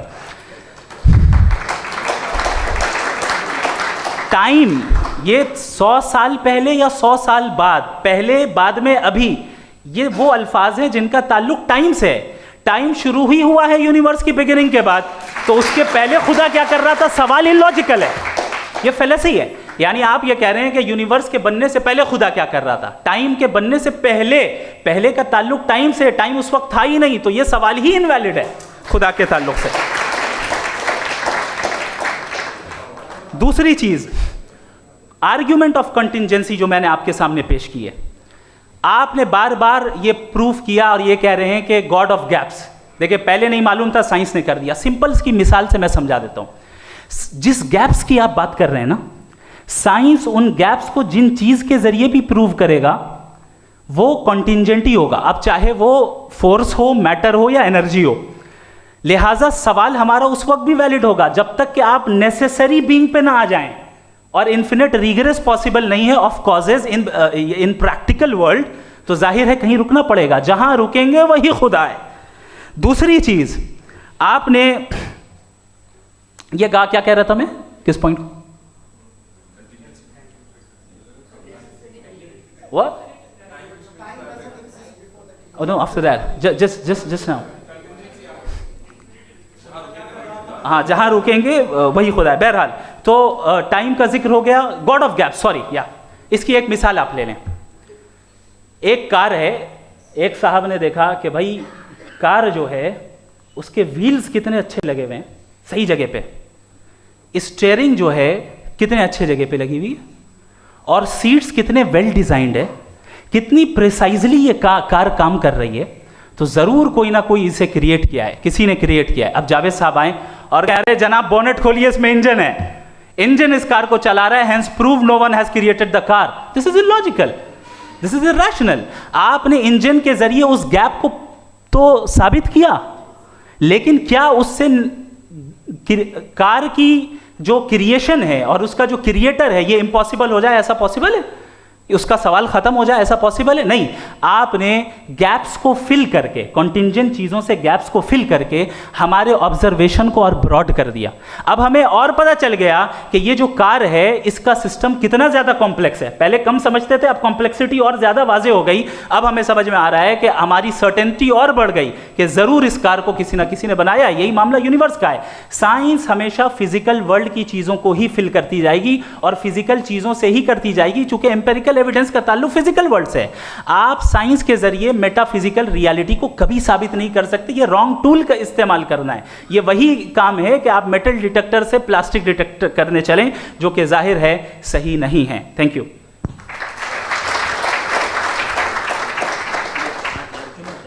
जी, ये आर्ग्यूमेंट का राउंड 2 है। हाँ। 7 मिनट है। पहले तो मैं आपसे अर्ज करूं कि आपने कहा कि जब कायनात ही नहीं थी तो वक्त भी नहीं था, कुछ भी नहीं था। कैसे नहीं था? खुदा था। एक एग्जिस्टेंस तो था ना खुदा का। तो जब खुदा था तो वक्त भी होगा। ऐसा नहीं है कि कुछ भी नहीं था, खुदा था। अच्छा, बाकी एक आपने कहा साहब आप साबित कीजिए, आपके पास भी लॉजिक है, मेरे पास भी लॉजिक है। आप मेरा जिम्मेदारी नहीं है साबित करना कि खुदा है। बर्टन रसल ने बड़ी अच्छी बात कही। बर्टन रसल ने बड़ी अच्छी बात कही। मैं आपसे अगर ये दावा करूं कि एक चाय की केतली मरीख के चारों तरफ घूम रही है, मार्स के चारों तरफ, तो यह आपका काम नहीं है कि आप साबित करें कि कोई चाय की केतली नहीं है। ये मेरा काम है, मैंने दावा किया है। ये दावा तो मजहबी लोग करते हैं कि खुदा है। मैं क्यों साबित करूं कि नहीं है? जब तक आप मुझे कन्विंस नहीं कर देंगे मैं नहीं मानूंगा। आपकी जिम्मेदारी है, मेरी जिम्मेदारी नहीं है। दोयम ये कि ये जो आप कह रहे हैं जो गैप्स हैं, ये गैप जब जब किसी मज़हब को चैलेंज करते हैं, जब ऐसा कोई बात आती है तो हंगामा हो जाता है कि जब वो चैलेंज करें किसी फेथ को। ये तमाम साइंस जो है इसे मुख्तलिफ जगहों पे मुख्तलिफ वक्तों में मज़हब ने रोकने की कोशिश की है। ये किताब है religion and science, Burton Russell की, पढ़िएगा, अच्छी लगेगी आपको। तारीख़ ही है साइंस, मज़हब की साइंस से उसका यही रिश्ता है। अच्छा, अब ये हम सोचें कि बहरहाल ये वजूद जो है मज़हब और ये बिलीव इन गॉड इंसान को बेहतर बना देता है। तो एक काम कीजिए, हिंदुस्तान वर्ल्ड का नक्शा लीजिए और मार्क कीजिए कि रिलीजन कहाँ कहाँ ज़्यादा है, कहाँ कहाँ, चाहे वो लैटिन अमेरिका हो या मिडल ईस्ट हो या फार ईस्ट हो या हिंदुस्तान के वो इलाके जहाँ मजहबियत ज़्यादा है। रख दीजिए नक्शा अलग। अब दूसरा नक्शा कि कहाँ कहाँ नाइंसाफ़ी, रिप्रेशन, औरतों के हुकूक की पामाली, जुल्म, डिक्टेटरशिप कहाँ है, नक्शा एक ही होगा। तो आप मुझे बताएं कि जो इसका तरकीब इस्तेमाल क्या है? खुदा का तरकीब इस्तेमाल तो बताइए। आप छोटी सी दवा सड़क पे बेचते हैं, उसकी भी तरकीब इस्तेमाल बताते हैं। इसके इस्तेमाल से तो फ़ायदा नहीं हुआ किसी को। जो सारे के सारे ख़राब मुल्क हैं, ख़राब समाज है, वो सारे जुल्म खुदा के नाम पे करते हैं। वो गलत करते हैं, सही करते हैं, मुझे क्या लेना देना उससे? इस्तेमाल से मालूम होता ना। एक विस्की की बोतल कभी शायद देखी हो आपने, लाल रंग की होती है, उस पर रोशनी और छपड़ा इंतहाई खूबसूरत लगती है, क्या बिगाड़ रही है किसी का? उसका इस्तेमाल गलत है, इसलिए आप उसे नापसंद करते हैं। इसका इस्तेमाल गलत है, इस तसव्वुर का इस्तेमाल ही गलत है और हमेशा से गलत हुआ है। आप देख लीजिए, इंसानी तारीख देख लीजिए, आज देख लीजिए, हिंदुस्तान देखिए, दुनिया देख लीजिए क्या हो रहा है। इसे कैसे इस्तेमाल कर रहे हैं फेथ वाले लोग? क्या फेयर हैं, जस्ट हैं, जो अपने खुदाओं पे यकीन रखते हैं? वो किस तरह के लोग हैं? वो लोगों को इंसाफ देते हैं, वो बेहतर इंसान बने। तो इस दवा का फ़ायदा क्या है? चलो बहुत फ़ायदा हो रहा तो मैं इस्तेमाल कर लूँगा। मुझे तो इस दवा का कोई फ़ायदा दिखता ही नहीं। मुझे तो ऐसा लगता, मैं एक और बात बताऊं, अगर कोई आदमी मजहबी है और अच्छा आदमी है तो मैं उसकी बहुत इज्जत करता हूँ, इसलिए कि मेरा ख्याल है मजहबी आदमी का अच्छा होना मुझसे अच्छा होने से ज़्यादा मुश्किल है। भाई हर चीज़ की एक लिमिट है। आप इतना भाग सकते हैं, इतना नहीं भाग सकते, इतना वजन उठा सकते, इतना नहीं उठा सकते, इतना दूर देख सकते हैं, इतना दूर नहीं देख सकते। उसी तरह कॉमन सेंस कहता है कि आप में नेकी का भी एक कोटा होगा। अब आप अगर सुबह जाते हैं अपनी इबादत गाह और इबादत करते हैं, तो बाहर निकलते हैं तो आप तो यही महसूस करते हैं कि आपने एक बहुत अच्छा काम किया, आपकी नेकी का एक बहुत बड़ा कोटा खर्च हो गया जिससे किसी का कोई फ़ायदा नहीं हो। मैं तो नहीं जाता हूँ तो मुझे तो किसी को खाना खिलाना पड़ेगा, किसी बेवा की मदद करनी पड़ेगी। मैं अपना कोटा कैसे कंज्यूम करूँ? आप अपना कोटा, सारे मजहबी लोग इंतहाई यूजलेस कामों में यूज़ करते हैं। उसके बाद भी अगर आप में बच्ची है थोड़ी सी शराफत, तो भाई वाह क्या बात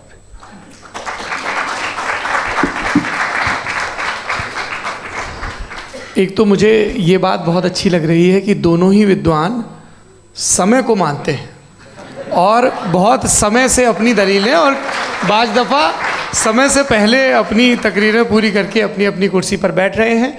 ये इस आर्ग्यूमेंट का राउंड 2 पूरा हुआ। अब रिबटल का राउंड 2 है और उसके बाद क्रॉस एग्जामिनेशन होगा। नहीं, आपका आर्ग्यूमेंट हो गया सर। हमारे यहाँ स्कूल के सिलेबस में पंच परमेश्वर कहानी पढ़ाई जाती है, प्रेमचंद जी की लिखी हुई। आप निश्चिंत रहिए, आपके कोई राउंड में मिस नहीं होने दूंगा। रिबटल का राउंड 2, मुफ्ती शमाइल नदवी साहब।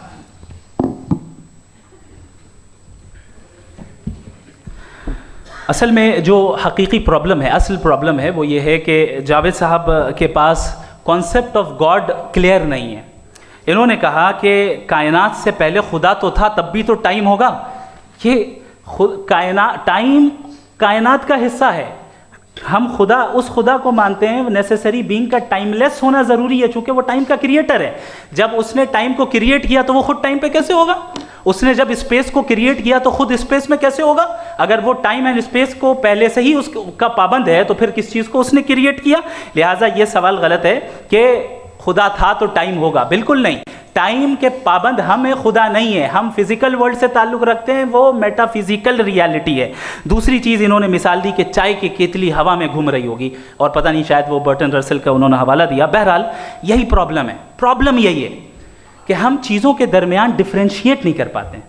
ये जो आपने मिसाल दी ये इमेजिनेशन है, और मैं जो साबित कर रहा हूँ वो लॉजिकल नेसेसिटी है। आप इमेजिन करने आए तो कुछ भी करें, जुपिटर में पिंक एलिफेंट होगा, यूनिकॉर्न होगा, करें, उससे कायनात पे क्या फ़र्क पड़ता है? उससे आप लॉजिकल नेसेसिटी साबित नहीं कर सकते। मैं तो उस प्राइम कॉज की बात कर रहा हूँ, उस नेसेसरी बीइंग की बात कर रहा हूँ जिसके बगैर इस कायनात का एग्जिस्टेंस मुमकिन नहीं है।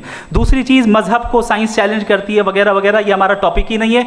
मैं इस पर बात करूँगा तो फिर मेरा वक्त चला जाएगा। मजहब के ऊपर चूँकि हमारी डिस्कशन नहीं है, साइंस को मजहब और बिलखुसूस मैं और हमारा वर्ल्ड व्यू कम अज़ कम साइंस को पीछे नहीं करता है, साइंटिज़म की मजम्मत करता है। इसकी वजाहत मैंने पहले कर दी।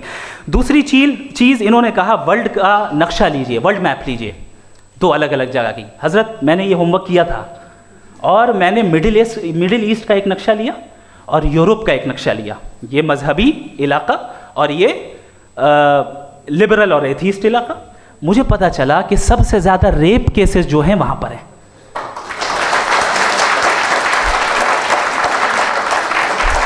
मुझे ये पता चला यूएन की रिपोर्ट के मुताबिक, मैं ये अपने घर से नहीं लेके आ रहा, कि जो वर्किंग वुमेन है यूरोपियन कंट्रीज में, उसमें 81% वुमेन सेक्सुअल हैरेसमेंट का वर्क में शुमार हो रही है। ये मिडिल ईस्ट में नहीं हो रहा है, वो मजहबी लोग हैं इसलिए नहीं हो रहा है।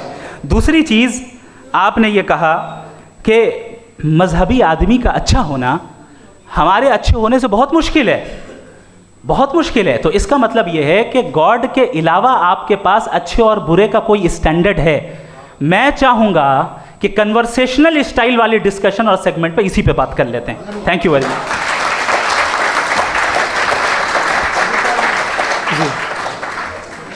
ये रिबटल का राउंड 2 है, आपके पास 5 मिनट का वक्त है और इसके बाद क्रॉस एग्जामिनेशन शुरू करेंगे। आप चाहें तो जो इन्होंने सवाल पूछे उनके जवाब आप रिबटल में भी दे सकते हैं। जी जी, देखिए पहले तो ये बात कि ये मिसाल गलत है।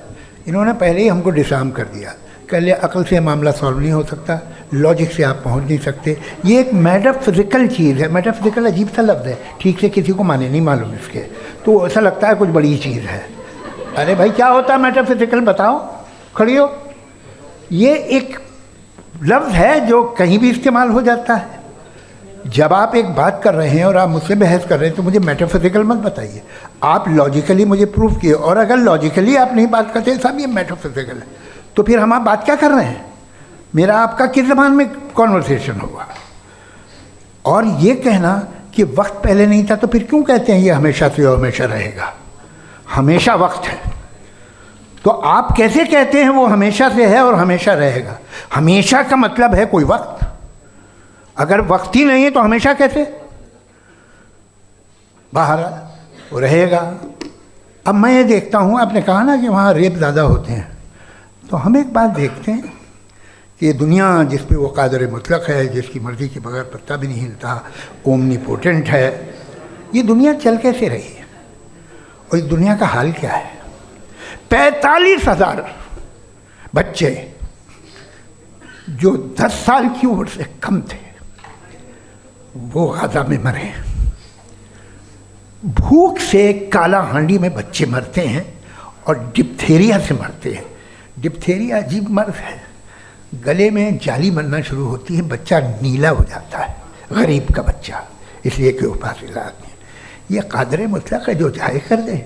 इससे आप दुआएं मांगते हैं हमारी ये काम कर दे वो कर दे, तो इसका मतलब डे टू डे लाइफ में वो इंटरफेयर करता है और ये देख रहा है वो। अगर वो वाकई भी है फॉर डिस्कशन सेक, तो मैं जब दुनिया देखता हूँ तो मेरे दिल में उसके लिए कोई इज्जत नहीं पैदा होती।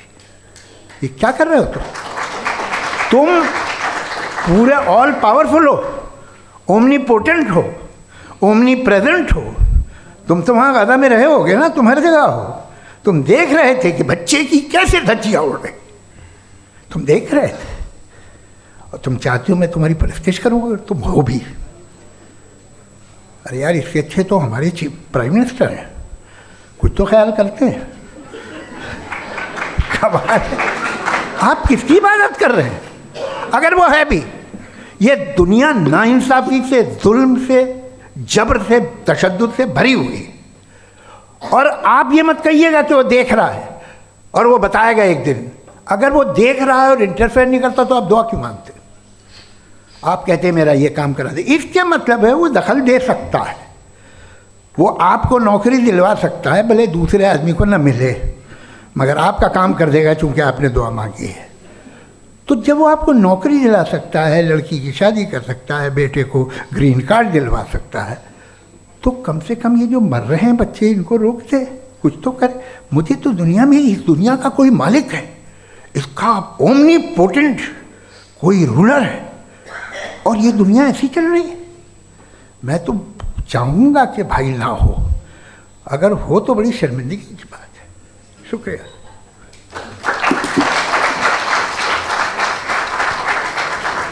देवियों और सज्जनों, इस बहस के 2 राउंड और 2 रिबटल पूरे हो चुके हैं। अब सबसे ज़रूरी और सबसे मुश्किल राउंड शुरू हो रहा है, क्रॉस एग्जामिनेशन का। अब इन विद्वानों की सज्जनता की एक परख भी होगी और वक्त हमने 16 मिनट का तय किया है। पहला सवाल आप पूछना चाहेंगे? जी बिल्कुल। पहले बोले भी आपके आप माइक ले लीजिएगा हाथ में, ये नीचे से होना चाहिए। जी मैं बोलता हूँ, ये डायस हटा सकते हैं क्या हम थोड़ा क्विकली? डायस पीछे कर दीजिए बस थोड़ा सा, है, ताकि ये जो दाएं बाएं लोग बैठे हैं इसे हटा ही दीजिए। अब हम वहाँ तो जाने वाले नहीं, आराम से दोनों तरफ से हटा दीजिए।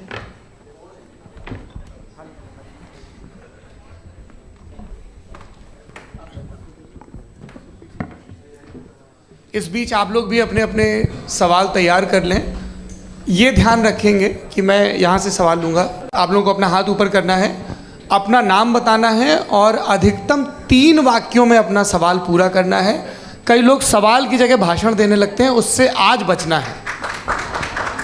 जी मुफ्ती साहब, पहला सवाल आपका, 16 मिनट हैं, हम दोनों लोगों के सवाल लेंगे। जी बहुत शुक्रिया। आपकी जो अभी बात हुई बहुत अहम थी, मैं इसको चाहूँगा कि आगे डिस्कस करूँ, लेकिन चूँकि अभी ये वो सेगमेंट है क्रॉस एग्जामिनेशन, तो सबसे पहला सवाल आपसे ये है कि जो मैं इतनी देर से कॉन्टिंजेंसी आर्ग्यूमेंट आपको बता रहा था, ये अकल से ही बता रहा था हजरत, आप ये बताएं कि आप इन्फिनिट रिग्रेस ऑफ कॉजेस को पॉसिबल मानते हैं या नेसेसरी बीइंग के एग्जिस्टेंस को सही समझते हैं, चूंकि दो ही ऑप्शन हो सकता है, आप ये बताएं।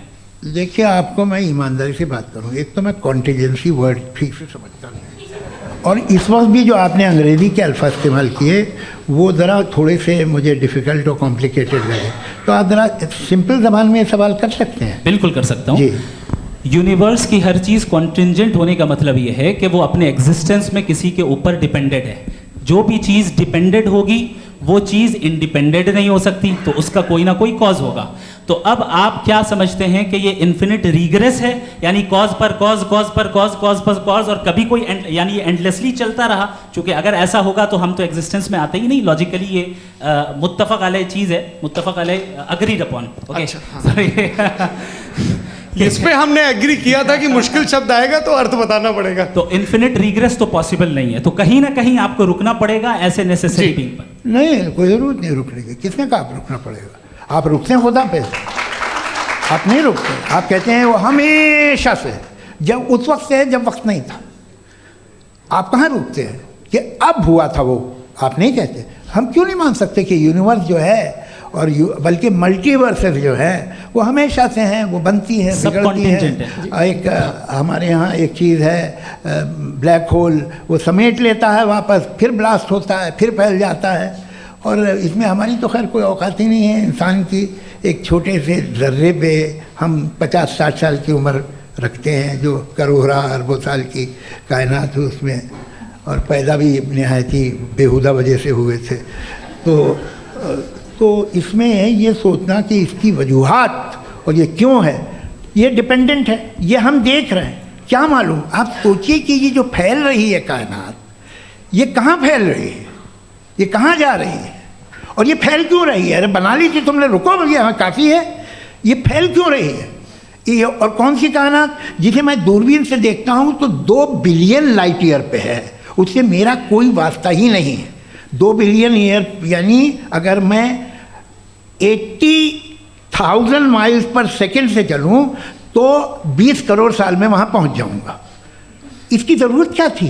ये दुनिया, ये कायनात तो इंसान अशरफुल मखलूक़ात के लिए बनाई गई ना। तो ये सब ये टर्म समझ में नहीं आया, इसमें कोई ख़ास समझने वाली बात थी भी नहीं। ये जो अल्टीमेट कहा यह जाता है कि ये जो पूरी यूनिवर्स है, ये जो दुनिया है, ये इंसान के लिए बनाई गई। अच्छा, ये सब इंसान के लिए। क्यों साहब, सही है ना? बिल्कुल, लेकिन इसका ये मतलब नहीं कि किसी चीज के पीछे रीजन आपको नहीं पता तो रीजन नहीं है, इसे कहते हैं नहीं, मुझे नहीं पता, लेकिन मेरी जिम्मेदारी नहीं है। वो बिल्कुल सही कहा था उसने, बर्टन रसल ने। आपने उसे मजाक में टाल दिया कि भाई आप एक दावा कर रहे हैं, मैं क्यों कहूँ कि ये गलत है दावा? आप प्रूफ कीजिए, मेरे पे जिम्मेदारी ही नहीं है, मैंने थोड़ी कहा है। आप प्रूफ कीजिए कि ये सही है। आप आर्ग्यूमेंट ऑफ कंटिजेंसी का जवाब ही नहीं दे रहे हैं। पूछना चाहेंगे आप सवाल पूछना चाहेंगे मुफ्ती साहब से, क्योंकि ये क्रॉस एग्जामिनेशन का दौर है। आप जैसे पहले बोल रहे थे फेथ को लेके कुछ, मैं ये पूछना चाहूँगा कि खुदा ने जो भी रेवोल्यूशन किए हैं, एक मज़हब के लिए बहुत से मज़हबों में किए हैं, अलग अलग रेवोल्यूशन है। कहीं कुछ एक बातें हैं, कॉन्ट्रडिक्शन भी है आपस में, कहीं कुछ आप कर सकते हैं, कहीं कुछ नहीं कर सकते। ऐसा नहीं है कि सबकी कोड ऑफ मॉरल एक है। तो ये किस्सा क्या है? अब आप ये देखिए कि मुझे कभी कभी लगता है कि ये जो फुटबॉल फाइनल होता है, लाखों लोग होते हैं, फिर वो टीवी कवर कर रही करोड़ों लोग, अगर उसमें खुदा की एक बूमिंग आवाज़ आ जाती, मैं गॉड हूँ, तो सारे लोग अभी सुन लेते और टीवी पे भी सुन लेते, किस्सा ख़त्म होता। ये इतनी राजदारी क्या है कि तुम सामने कुछ तो सबूत दे दो हमें सॉलिड। ये कह रहा साहब ये यूनिवर्स कैसे बनी, इससे मसला क्या हल होगा? मैं पूछूंगा आपसे खुदा कैसे बना? क्यों नहीं पूछूंगा कैसे बना? बल्कि वो तो कायनात से कहीं ज़्यादा इंटेलिजेंट है, कायनात से कहीं ज़्यादा कॉम्प्लेक्स। जी वो हमेशा से है। आप कहेंगे मैं मान लूँगा। अच्छा, दोयम वो कादिर मुतलक, यानी कादिर मुतलक का मतलब ओमनीपोटेंट, वो जो चाहे कर सकता है। आपको नौकरी दिलवा सकता है, आपकी अच्छी जगह शादी करवा सकता है, आपके पड़ोसी आपका मुकदमा हरवा सकता है, आपको जिता सकता है, सब काम करता है। थोड़ा सा माइक क्लोज जी। वो इस दुनिया को चला कैसे रहा है, ये दुनिया कैसे चल रही है, आपको इस पर हैरत नहीं होती? या क़यामत के बाद कभी एक जस्टिस होगा, जब ये बच्चा मर चुका होगा जिसकी धज्जियाँ उड़ गई बम से, इसको इंसाफ मिलेगा तब? अच्छा, अब जवाब दूं? हाँ जी, मैं वही इसीलिए आप ही की तरफ आता।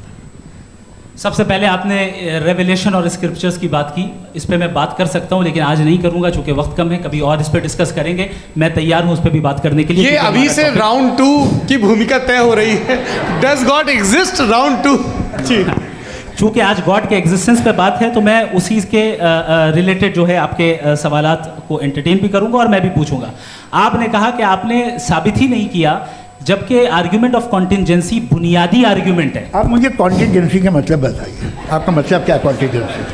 कॉन्टिजेंसी का मतलब ये हुआ कि हर वो वजूद जो किसी भी चीज़ का पाबंद है, हर वो वजूद या हर वो चीज़ जो अपने एग्जिस्टेंस में किसी भी चीज़ के पाबंद है और उससे बाउंड है, उसको उसकी ज़रूरत है, उस पर डिपेंड करती है, तो जाहिर सी बात है कि उसका कोई ना कोई कॉज होता है। ये तो अक्ल की बात है, ये आप रीजनिंग की बात करते हैं, मैं वही कर रहा हूँ। दूसरी चीज़ आपने ये बात कही कि इतने बिलियन लाइट ईयर्स दूर है, उसका मेरा क्या लेना देना। फिर मेरे ख्याल से आपको ये नहीं कहना चाहिए I think therefore I am an atheist. आपको सोचना चाहिए, सिर्फ आप एक लिमिटेड दायरे में रहकर नहीं सोचें बल्कि बाहर निकलकर सोचें। आपने तीसरा सवाल किया, आपने 2-3 सवाल एक साथ। ऐसी बातें ना कीजिए, कुछ लोगों को इतराज़ हो जाएगा आप पे कि आप कुछ भी सोचिए, ये इजाज़त आपको है नहीं, मुझे है।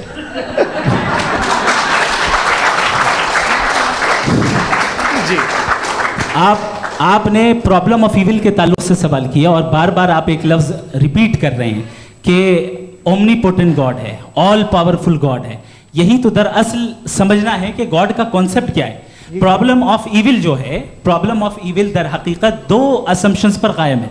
अगर आप इन 2 असम्पशंस को समझ जाएं तो ये प्रॉब्लम नहीं रहेगी, आर्ग्यूमेंट आपको समझ में आ जाएगी कि ये कोलैप्स कर जाता है। पॉइंट नंबर 1, यानी जो आपका सबसे पहला फॉल्स असम्पशन है कि गॉड मर्सीफुल है, ओमनीपोटेंट है, दुनिया में जुल्म हो रहा है। लेकिन आपको ये समझना चाहिए कि हमारे वर्ल्ड व्यू के मुताबिक गॉड सिर्फ ओमनीपोटेंट और सिर्फ मर्सीफुल नहीं है, बल्कि वो ऑल वाइज भी है और वो ऑल नोइंग भी है। उसके हर काम के पीछे हिकमत और विजडम है। ये कोई ज़रूरी नहीं है कि वो हिकमत और विजडम आपको समझ में आए या मुझे समझ में आए। अगर आप जो समझ रहे हैं उसके मुताबिक आप फैसला कर रहे हैं, ये लिमिटेड पर्सपेक्टिव से आर्ग्यूमेंट है। और इस चीज़ को हम अपनी दुनिया में, अपने लाइफ में, डेली लाइफ में इस प्रिंसिपल को एक्सेप्ट करते हैं। हम जब किसी डॉक्टर के पास जाते हैं, डॉक्टर के पास जाकर वो अगर उसने हमें कोई दवाई दी है तो हम ये तो नहीं कहते कि जब तक आपके पास जितना नॉलेज और जितना विजडम नहीं है, आपने क्यों ये दवाई दी है, तब तक हम इस चीज़ को एक्सेप्ट नहीं करेंगे। नहीं कहते, हम उसकी अथॉरिटी को तस्लीम करते हैं। क्यों? क्योंकि उसकी हम जानते हैं कि वो नॉलेजेबल है, वो विजडम वाला है, हमसे ज़्यादा नॉलेज और हमसे ज़्यादा विजडम है। बताएं सर। नहीं, डॉक्टर में और खुदा में बड़ा डिफरेंस है। डॉक्टर पढ़ा लिखा होता है, एक तो मैं उसकी बात सुनूंगा। 2 ये नहीं, कुछ जवाब तो ये भी नहीं है सर। प्लीज आप अगर सब ऑडियंस से बोलने लगेंगे तो फिर मतलब नहीं सिविलाइज्ड बहस का। मतलब आप ये कहें कि चूंकि आप डॉक्टर पे बिलीव करते हैं इसलिए खुदा पे बिलीव किए, क्या ये मिसाल आपको समझाने के लिए आर्गुमेंट है, इस पे आपको एतराज़ नहीं है। तो सिंपल बात ये है कि मैं अगर ये यकीन कर लूँ कि एक ओमनीपोटेंट, उसकी मसलहत है, ये जो बच्चे मर रहे हैं ये मसलहत है उसकी, मुझे नहीं चाहिए इसकी मसलहत। उसकी मसलहत नहीं, यही तो समझना है, मतलब एक्सपीरियंस। अच्छा, इस आपने अभी मेरी बात पूरी सुनी नहीं। मैंने कहा आपका पूरा आर्ग्यूमेंट 2 फॉल्स असम्पशंस पर है। एक फॉल्स असम्पशन मैंने बता दिया, दूसरा फॉल्स असम्पशन ये है कि इस दुनिया में इविल के होने का कोई गुड रीजन नहीं है, जबकि हमारे पास बाज रीजंस मौजूद हैं, हमारे पास बाज वजूहात मौजूद हैं। अगर इस दुनिया में इविल ना हो तो आप गुड को डिफाइन कैसे करेंगे? अगर जुल्म ना हो आप इंसाफ को समझेंगे कैसे? अगर तारीकी ना हो तो आप लाइट को समझेंगे कैसे? बहुत अच्छे। अभी और सुन लें, अभी और बाकी है। ये तो बात बहुत पसंद आई साहब मुझे कि जब तक रेप ना हो तब तक औरतों की इज्जत का ख्याल आपने मेरा जवाब पूरा सुना ही नहीं। जब तक के बच्चों का कत्ल ना किया जाए तब तक आपको बच्चों की मासूमियत की इज्जत। आपने पूरा जवाब सुना ही नहीं। क्या बात है, क्या आपने नुक्ता निकाला? आपने पूरा जवाब सुना ही नहीं। आप सुन लें, मेरी बात सुन लें। ये मैंने आपको एक चीज़ बताई। दूसरी चीज़, इस दुनिया में हम आए हैं टेस्ट के लिए, हमारा टेस्ट हो रहा है और हर इंसान का अलग अलग अंदाज में टेस्ट होता है। और इस दुनिया में अगर इविल मौजूद है तो वो इविल जरिया है हमारे अंदर ह्यूमन नोबल क्वालिटीज को डेवलप करने का और अलग अलग फील्ड में प्रोग्रेस करने का। और अगर हमारे अंदर और इस दुनिया में इविल नहीं होता तो बताइए टेस्ट का मतलब क्या होता? अगर मैं अपने स्टूडेंट को एमसीक्यूज दूं और उसमें सिर्फ राइट आंसर लिख कर दे दूं और कहूं तुम्हारा टेस्ट हो गया, ये मीनिंगलेस है। इस दुनिया में अगर हम टेस्ट के लिए आए हैं तो जाहिर है गुड एंड इविल दोनों मौजूद है। तो अगर गुड एंड इविल दोनों मौजूद है तो ये इविल भी खुदा का बनाया हुआ है? जी हाँ, खुदा का बनाया हुआ है। लेकिन अच्छा, चलो अच्छी बात। जी बिल्कुल, तो बिल्कुल खुदा ने बनाया। अभी तो ये है कि जो मेजॉरिटी है दुनिया में वो इविल है, तो ये खुदा एक्चुअली इविल के साइड पे लग रहा है मुझे। बिल्कुल भी मैं बता मेजॉरिटी में तो वो है। क्या बात कर रहे हैं भाई आप? कोई भी जो मुंसिफ होगा, चाहे आपका अपना घर हो जिसके आप सबसे बड़े हैं, चाहे आपकी ऑर्गेनाइजेशन हो जो आप चलाते हैं, वहाँ पर आप इविल रखेंगे साबित करने को कि बाकी लोग शरीफ हैं? मेरी बात सुनिए, क्या ये आर्ग्यूमेंट ही गलत है? अगर कि जब तक के कोई इविल नहीं होगा तब तक के शरीफ आदमी शरीफ नहीं लगेगा। अगर एग्जामिनर गलत ऑप्शन दे रहा है तो एग्जामिनर इविल नहीं हो गया, जो गलत ऑप्शन को सेलेक्ट कर रहा है वो फेल होगा। क्रिएटर ने इविल को बनाया है लेकिन वो इविल नहीं है। अच्छा सुनिए मेरी बात, लेट मी कंप्लीट सर। जी जी। क्रिएटर ने इविल को बनाया है टेस्ट के लिए, वो इविल नहीं है। इविल वो होगा जो उसे इख्तियार करेगा। छुरी को बनाने वाला गलत नहीं होता है, छुरी का गलत इस्तेमाल करने वाला गलत होता है। रेप को कैसे गलत इस्तेमाल करते हैं? रेप इंसान के फ्री विल का नतीजा है।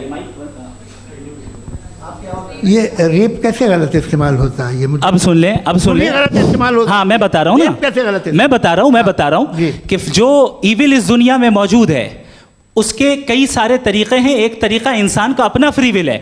अब अगर कोई रेपिस्ट रेप कर रहा है तो इसका गॉड का कसूर नहीं है, वो अपने फ्री विल का गलत इस्तेमाल कर रहा है, उसको सजा मिलनी चाहिए। अच्छा। और उसी के लिए जहन्नम बनाई गई है। ये फ्री विल का भी बड़ा चक्कर। आप जब कोई बुरा काम करते हैं या कोई बुराई होती है तो ये कहा जाता है कि ये फ्री विल है। 7 billion free wills are moving on this planet. 7 billion free will. और एक आदमी अपनी फ्री विल से मुझे कत्ल कर दे तो मैं खुदा की मर्जी से मरा हूँ कि इसकी फ्री विल की वजह से? मेरी मौत खुदा के हाथ है या ये फ्री विल वाले के हाथ है? खुदा ने फ्री विल का निज़ाम बनाया है और उस निज़ाम का गलत इस्तेमाल करके कोई आपको मार रहा है, इस्तेमाल करके मेरा कत्ल कर देता है। अब मेरी मौत का जिम्मेदार कौन है? वो इंसान जिम्मेदार है। वो इंसान। जी। तो ये कहना कि और उसको सजा मिलेगी। तो अब आप आगे चलिए कि ये तय करना कि अल्लाह ही या अल्लाह ने खुदा ही जिंदगी देता है, खुदा ही मौत देता है, ये गलत है। बिल्कुल गलत नहीं है। हाँ, नहीं निज़ाम उसी ने बनाया फ्री विल का। निज़ाम मौत और हयात का उसी ने बनाया। You are contradicting yourself. अभी आपने कहा कि एक आदमी ने फ्री विल से आपको मार दिया, इसमें उसे फ्री विल दी गई थी, उसने गलत इस्तेमाल किया। 7 billion free wills are moving on this planet और आप चाह रहे हैं कि मैं सिर्फ खुदा का ध्यान करूं। ये 7 बिलियन फ्री विल्स को मुझे लुक आफ्टर करना पड़ेगा कि नहीं? ये तो तबाहियां कर रही हैं और तबाहियां ज़्यादा हो रही हैं। बिल्कुल। तो अगर आप बताएं अगर खुदा नहीं है फॉर एग्जाम्पल, तो आप इविल को कैसे डिसाइड करेंगे? यानी how can you define evil objectively without God? Evil को डिफाइन करिए। देखिए, दुनिया में 2 तरह के जानवर हैं। एक जो अकेले रहते हैं जंगल में और एक जो ग्रुप्स में रहते हैं। ग्रुप में जो भी रहेगा, चाहे वो आपका फाउंडेशन हो, चाहे कोई क्लब हो, चाहे कोई पॉलिटिकल पार्टी हो, चाहे कोई यूनिट हो, उसमें आपको इंटरैक्ट करने के रूल बनाने पड़ेंगे। यानी लोग तय करेंगे। लोग तय करेंगे। अगर लोगों ने ये तय किया कि किसी का रेप करना सही है, आप जस्टिफाई करेंगे? नहीं, आपका फाउंडेशन तो ये हो गया ना कि लोग ही विल डिसाइड करेंगे। नहीं। अरे दुनिया में ऐसे ग्रुप्स हैं जो रेप को जायज़ मानते हैं सर्टन हालात में। मैं डिटेल में नहीं जानूंगा, आप भी जानते हैं। ये जो आईसिस वाले थे जिन्होंने क्या किया था, तो उन्होंने क्या किया उसका खुदा से कोई ताल्लुक नहीं है सर। मैंने सिंपल सवाल किया कि इविल को आप डिफाइन करते कैसे हैं? आइए वापस आइए जी। आप साथ में तभी रह सकते हैं जब कुछ आप ऐसे उसूल डेवलप करें जिसमें हर एक का बेसिक तहफ़्फ़ुज़, हर एक का बेसिक राइट हो और हर एक को कोई आराम मिले। यही तरीक़ा है किसी भी ऑर्गेनाइजेशन जिसमें एक से ज़्यादा लोग हैं और वो ऐसे चलती है ज़िंदगी। उसमें अगर आप गड़बड़ करेंगे तो तबाही होगी, नुकसान होगा, बर्बादियाँ आएंगी। और अगर उसमें आप घर ले लीजिए ना, एक हस्बैंड है, एक वाइफ है, बच्चे हैं, वालदा भी हैं, 2 बहनें भी हैं, एक भाई भी है। अब इसमें कोई निज़ाम आपको चाहिए साथ में रहने का, और एक दूसरे पे भरोसा रहे, एक दूसरे के बहीख्वाह हों, एक दूसरे की मदद करें, ऐसी ज़िंदगी। सर आपकी बात आ गई, आप ये कह रहे हैं कि लोग डिसाइड करेंगे क्या सही है क्या गलत है, यही है मेजॉरिटी डिसाइड करेगी क्या सही है क्या गलत है? अरे भाई बिल्कुल।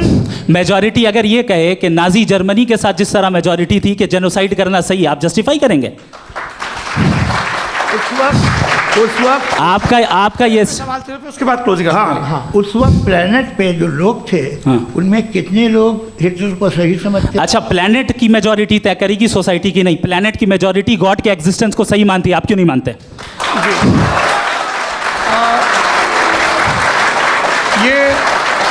हेलो ये क्रॉस क्वेश्चन का राउंड यहाँ पर समाप्त होता है। और ये बड़ा अच्छा है कि इस तरह से फ्रेगमेंट कर दिया गया है ताकि जो मरकरी ऊपर जा रहा है नीचे जवाब दे दूँ जी। प्लेनेट की ज़्यादातर मेजॉरिटी कुछ दूसरे मजहबों के खुदा को मानती है। आप उन्हें क्यों नहीं? आप तो मेजॉरिटी की बात कर रहे हैं। अच्छा, ये क्लोजिंग आप ये कह रहे हैं इविल और गुड को डिसाइड मेजॉरिटी करेगी, मेजॉरिटी जो कर दे वो सही हो जाएगा। क्लोजिंग इसको जैसा आप ही लोगों ने तय किया है उसी फॉर्मेट को फॉलो कर लेते हैं। हाँ भाई, मैंने तो भले लोगों पे एतबार किया और तब मॉडरेशन तय किया। जी, आपके पास 5 मिनट का वक्त है, क्लोजिंग आर्ग्यूमेंट है, उसके बाद हम ऑडियंस से क्वेश्चन आंसर लेंगे जावेद साहब की क्लोजिंग आर्ग्यूमेंट के बाद। ओके, बहुत शुक्रिया जी। हमारा जो टॉपिक है डज गॉड एग्जिस्ट, मैं इस पे इतने एकेडमिक तैयारी करके आया था, मुझे था कि मैंने सोचा था कि कई सारे मैं आर्ग्यूमेंट्स दूंगा, लेकिन वक्त की भी किल्लत और जावेद साहब बार बार इधर उधर चले जा रहे थे तो उसको भी थोड़ा एंटरटेन करना पड़ गया। डज गॉड एग्जिस्ट पे मैं एक ही आर्ग्यूमेंट दे पाया। आर्ग्यूमेंट्स बहुत हैं और डेफिनेटिव आर्ग्यूमेंट्स हैं, और मेरे आर्ग्यूमेंट को किसी एक राउंड में भी इन्होंने एंटरटेन नहीं किया और रेफ्यूट नहीं किया। एक राउंड में भी नहीं, एक राउंड में भी नहीं। और ना ही अभी आपका क्लोजिंग आर्ग्यूमेंट आएगा, नहीं वो बता देना। Argument of contingency sir. अरे मैं आपसे कई बार कह चुका हूँ कंटिजेंसी का मतलब। अब मैं कैसे समझाऊं आपको? आपस में हाँ, आप और कितने आसानी से समझाऊं मैं, मुझे तो नहीं समझ में आ रहा है। आप अपनी आर्ग्यूमेंट ऑफ कंटिजेंसी उर्दू में बोल सकते हैं। हाँ, आप अपनी बात पूरी कर लें जी, आखिरी 4 मिनट। दूसरी चीज, just a minute please ma'am, can I talk? दूसरी चीज ये है कि आपने एक तो इसका जवाब नहीं दिया, दूसरा आपने गॉड के ना होने पर कोई डेफिनेटिव आर्ग्यूमेंट नहीं दिया, सिर्फ मजहब पे बात कर रहे हैं आप। मजहब तो आज हमारा टॉपिक ही नहीं था, आज तो हमारा टॉपिक हो, आप मजहब से ले लेकर आईएस तक चले गए। भाई हमारा क्या ताल्लुक है उससे? We condemn them. और उसका गॉड से क्या ताल्लुक है? अगर कोई गलत काम कर रहा है, किसी ने किसी को कत्ल किया, किसी ने किसी का रेप किया, उसको सजा मिलनी चाहिए। और आपके पास कोई भी rational strong foundation of morality नहीं है।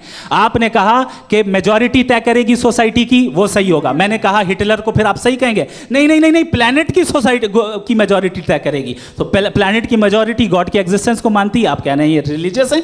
तो यानी आपके पास कोई स्ट्रॉन्ग फाउंडेशन नहीं है ऑब्जेक्टिव मोरालिटी का। ऑब्जेक्टिव मोरालिटी का अगर कोई फाउंडेशन है तो वो सिर्फ गॉड है, गॉड है, गॉड है। थैंक यू जी।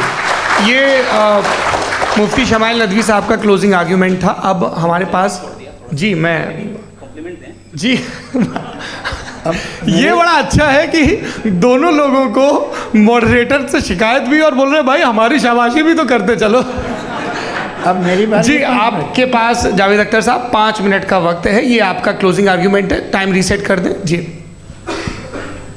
देखिए, बहुत सारी बातें हैं। गॉड का डेफिनेशन दुनिया के किसी भी रिलीजन में है कि वो ओमनीपोटेंट है, ओमनी प्रेजेंट है, he is just, he is kind, he loves you and so on. मैं जब दुनिया देखता हूँ तो मुझे कोई ऐसा सुप्रीम पावर यहाँ दिखाई नहीं देती है जो इंसान की बहबूदी के लिए कुछ कर रही हो, कमज़ोर को बचा रही हो, मदद कर रही हो, जालिम को पीछे हटा रही हो। मैं नहीं देखा, तारीख़ में नहीं। एक तो अगर है और ये देख रहा है तमाशा, तो उसका होना न होना बराबर है।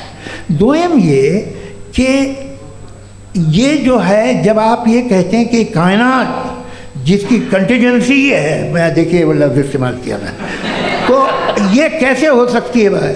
और फ़ौरन आप सरेंडर कर देते हैं कि जाहिर है कि इसका बनाने वाला तो इससे 10,000 गुना ज़्यादा कॉम्प्लिकेटेड होगा, उस पर आपके होने पे कोई इतराज़ नहीं है।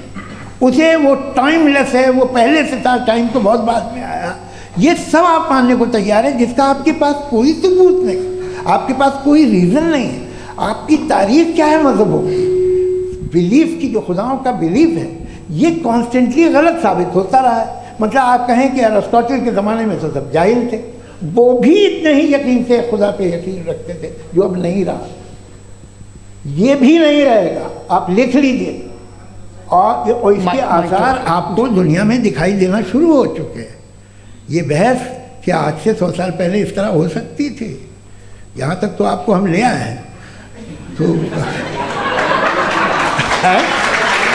सर अरे इनको मदद की ज़रूरत नहीं भाई, ये सेल्फ सफिशिएंट आदमी है, आप क्यों इनकी मदद कर रहे हैं? Sir please. तो ये जो है तमाम बातें अपनी जगह हैं, ये एक पैकेज है। आप अकेले, कोई आदमी ऐसा नहीं जो सिर्फ गॉड को मानता हो, उसके साथ बहुत पैराफर्नेलिया आता है, अलग अलग पैराफर्नेलिया आते हैं। They have always created chaos in the society. मैं तो आपको सीधा ऑफर देता हूँ कि दुनिया में 10 इम्पॉर्टेंट बिलीव्स हैं, आप एक मानते हैं, 9 नहीं मानते, 9 में आप एथियस्ट हैं, 9 को आप बिल्कुल रीजनेबली मेरी तरह देखते हैं। तो 90 मजहबी आदमी भी 90% एथियस्ट है, वो दूसरे खुदा नहीं मानता, एक खुदा मानता है अपना वाला, बाकियों को कहता है गलत है। अगर आप मानना ही बंद कर दे तो आपका 10% चांस है कि आप सही हैं और 90% चांस है कि आप गलत हैं। मेरा मशवरा है, आप मानना छोड़ दिए तो 50% चांस होगा कि आप सही हैं और 50% चांस होगा, 40% आप गेन करेंगे बाय बिकमिंग एन एथियस्ट।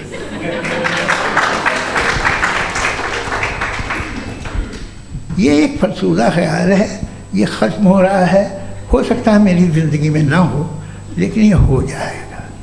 जो बातें ये इनको आप मेटाफिज़िकल ये वो ऐसे रिस्पेक्टेबल टर्म दे दिए, ये तो उन लोग के हैं जिन्हें ना फिज़िक्स मालूम थी ना मेटा मालूम था, ये उन्होंने आपको दिए हैं। जी बहुत शुक्रिया आप दोनों लोगों का। और अब इस बातचीत का आखिरी राउंड शुरू होगा, डज गॉड एग्जिस्ट की ये बहस मुफ्ती शमाइल नदवी और जावेद अख्तर साहब के बीच। आप लोग अपने अपने हाथ ऊपर करेंगे, मैं यहाँ से तय करूँगा। और माइक हमारे पास है क्या? एक ही माइक है ऑडियंस के लिए? 2 माइक है, एक इस तरफ एक इस तरफ, ठीक है। तो जी सबसे पहले हमारी सहयोगी हैं मारिया शकील जी, पूछिए सवाल। थोड़ा सा रुकेंगे ताकि कैमरे का फ्रेम आप पर आ जाए, आपकी तो प्रैक्टिस है टीवी की। जी नदवी साहब, मैं खुदा को मानती हूँ, पहले मैं इसी प्रमाइस से शुरू कर रही हूँ और ये बता रही हूँ आपको, मैं मानती हूँ, लेकिन कुछ सवाल हैं जो जावेद साहब ने उठाया, उसका जवाब आपको देना चाहिए।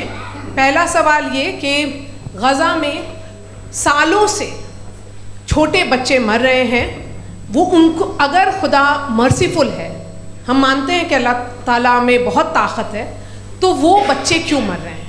दूसरी बात ये कि अगर कंटिजेंसी की जो आप बात करते हैं, पूरे मुस्लिम ममालिक मिल कर के भी उन गज़ा के बच्चों को क्यों नहीं बचा पा रहे हैं? क्योंकि अगर वो चाहते, क्योंकि अल्लाह ताला उन पर हुकूमत करते हैं, सब पर हुकूमत करते हैं, तो वो उनको क्यों नहीं बचा? जी थैंक यू वेरी मच। बहुत अच्छा किया आपने इस चीज़ को जिक्र कर दिया, मैं इसको और अच्छे से एक्सप्लेन करने की कोशिश करता हूँ। देखें, जहाँ तक आपने कहा कि गज़ा के बच्चों को मारा जा रहा है, देखिए 2 वर्ल्ड व्यू है, एक एथिस्टिक वर्ल्ड व्यू, एक थीस्टिक वर्ल्ड व्यू है। बच्चे मर रहे हैं दोनों वर्ल्ड व्यू में, लेकिन हमारा वर्ल्ड व्यू कह रहा है कि रिकॉम्पेंस है, ये कह रहे हैं कि उनका मरना बेकार जाने वाला है, कोई उसका रिकॉम्पेंस नहीं है, चूँकि इनके यहाँ आखिरत और अल्लाह का कोई तसव्वुर या गॉड का कोई तसव्वुर नहीं है। आपने ये सवाल किया कि गॉड मर्सीफुल है, क्यों नहीं रोकता? ये मैंने बताया कि ये मिसकंसेप्शन है लोगों के दरमियान कि गॉड को सिर्फ मर्सीफुल और ओमनीपोटेंट समझते हैं। गॉड के सिर्फ यही 2 एट्रीब्यूट्स नहीं हैं, गॉड के कई सारे एट्रीब्यूट्स हैं, उनमें से अल हकीम भी है, उनमें से ऑल वाइज भी है, ऑल नोइंग भी है। लिहाजा अगर इस दुनिया में किसी को तकलीफ आ रही है और गॉड उसको नहीं रोक रहा है, वो इसलिए नहीं रोक रहा है चूंकि इंसानों को फ्री विल दिया गया है। ठीक इसी तरीके से अगर एक डॉक्टर किसी छोटे बच्चे को इंजेक्शन लगा रहा है, उसे तकलीफ पहुंच रही है, उसके लिमिटेड पर्सपेक्टिव के एतबार से ये गलत हो रहा है और डॉक्टर बुरा है, लेकिन जब आप ब्रॉडर पिक्चर को देखेंगी, आपके और हमारे पास सिर्फ एक पिक्सल है, हमें इतना नजर आ रहा है कि गजा में कत्ल हो रहा है, लेकिन इसके पीछे कितना रिकॉम्पेंस उनको मिलने वाला है, पूरा पिक्चर गॉड के पास है। तो एक पिक्सल से आप पूरे पिक्चर को कभी भी जज नहीं कर सकती। आप इसमें कुछ जोड़ना चाहेंगे? आपको कुछ बोलना है इसमें? भैया आपने बहुत अच्छा जस्टिफिकेशन दिया। या आप वो जो वहाँ के प्राइम मिनिस्टर इजराइल के उन्हें भेजिए, वो बहुत खुश होंगे। आप जस्टिफिकेशन दे देना कि अगर गॉड नहीं है तो बच्चे क्यों मर रहे हैं, आप बताएं। वो ये सवाल पूछ रहे हैं कि अगर आप ईश्वर का अस्तित्व नहीं मानते हैं तो उन बच्चों की मौत को आप कैसे इंटरप्रेट करते हैं?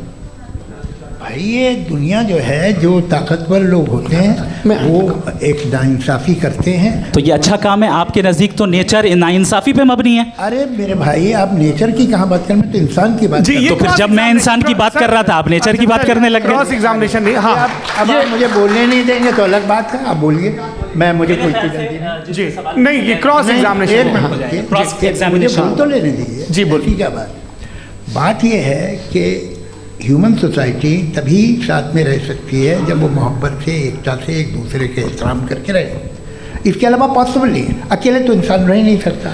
वहाँ पर कुछ लोग हैं जो फाउल करते हैं। वो फाउल हमेशा से तारीख में होता आया है। आज ये हो रहा है, जो हो रहा है बहुत बुरा हो रहा है, बहुत जालिमाना है, बहुत जाबराना है। उसको आप कहें कि ये बच्चों को कॉम्पनसेशन मिल जाएगा या इसकी इंजेक्शन है, इंजेक्शन तो हेल्थ के लिए दिया जाता है। आप ये कह रहे हैं कि ये बच्चों की जो धज्जियाँ उड़ रही हैं ये इंजेक्शन है, ये टेस्ट है, ये टेस्ट है, और उस टेस्ट में उनको ऐसा रिकॉम्पेंस मिलेगा जो आपके तस्वुर के बाहर है। ये आप 3 बरस के बच्चे को बारूद से उड़ा के टेस्ट ले रहे हैं। वाह, वो नहीं ले रहा है, खुदा नहीं उड़ा रहा है, इजराइल उड़ा रहा है। जी, ये तो उसको कंडेम अगला सवाल लेते हैं प्रोफेसर पुरुषोत्तम अग्रवाल। मुफ्ती साहब, एक निवेदन आपसे है कि कम से कम थोड़ा सा माइक क्लोज, एक रिलीजियस और फिलॉसफिकल कर मैम प्लीज। एक रिलीजियस और फिलॉसफिकल ट्रेडिशन है जो ब्रह्मांड को यानी यूनिवर्स को ही अंतिम मानती है। सर्वम खलु इदम ब्रह्मम, this is Chandogya Upanishad, and it completely rules out the existence और नेसेसिटी, आपके शब्दों में necessity of a creator. The creation itself is the creator. तो एक मिनट प्लीज। दूसरा जो सवाल आपने अभी, जो आप बार बार कह रहे हैं कि भगवान विद्वान भी है, वाइज, सब जानने वाला, तो अगर विजडम में दुनिया भर के पापों और अत्याचारों को बर्दाश्त करना शामिल है, तो फिर इसका मतलब ये हुआ कि अगर मैं फ्री विल से उसको अपोज करता हूं तो ईश्वर की विजडम और मेरी फ्री विल में कॉन्ट्राडिक्शन है। Because when I am opposing whatever is happening in Gaza, then I am opposing the God's will और गॉड्स विजडम। जवाब लेते हैं तो गॉड की विजडम में, एक मिनट सर प्लीज सर, ये एक जुमला, गॉड की विजडम है कि गाजा में जो कुछ हो रहा है वो हो रहा है, मैं उसको अपोज कर रहा हूं, तो मैं गॉड की विजडम के खिलाफ जा रहा हूं। एक सवाल। दूसरा ये नहीं, आपने 2 ऑलरेडी। सर आप और सवाल कर लें, लेकिन मुझे 2 जवाब दे। पहले आपने ये कहा, सुनिए मेरी बात सुनिए। इजराइल के गॉड के मुताबिक तुम्हारा ठीक हो रहा है ना? नहीं हो रहा है, ठीक नहीं हो रहा है। मैं बता रहा हूँ क्या हो रहा है, आप तशरीफ रखें, मैं बता रहा हूँ क्या हो रहा है। Let me complete please. एक सेकंड गाइस, एक सेकंड। ये देखिए, ऐसा है कि ये सब बड़ा आपस में विचार विमर्श के बाद ये तय हुआ था कि कुछ नियम बना लिए जाएं ताकि एक टाइम बाउंड बातचीत चले। और भाई साहब, आप बड़ा ज़रूरी काम कर रहे हैं लेकिन कैमरे के फ्रेम में आके उस काम को गड़बड़ कर दे रहे हैं। ठीक है गुरु, अब मेरे को कहीं का गुस्सा कहीं निकालना था, सॉरी। नहीं, कोई गुस्सा नहीं है जी। तो प्रोफेसर ने सवाल पूछे, आप उनके जवाब दें, और थोड़ा ये सब लोग थोड़ा ख्याल रखें भाई, सवाल संक्षिप्त रखें जी। आपने 2 सवाल किए। सबसे पहला ये कहा कि हमारे पास ये कॉन्सेप्ट है कि ये यूनिवर्स खुद नेसेसरी बीइंग है, creation itself is the creator. How irrational is this कि मैं एग्जिस्ट करूंगा बाद में, लेकिन अभी एग्जिस्ट कर भी रहा हूं, यानी एक ही टाइम में एग्जिस्ट भी कर रहे हैं, नहीं भी कर रहे हैं। This is not true. दूसरी चीज आपने कहा कि अगर इजराइल में, सॉरी माफ कीजिएगा, Israel doesn't exist, occupied Palestine में अगर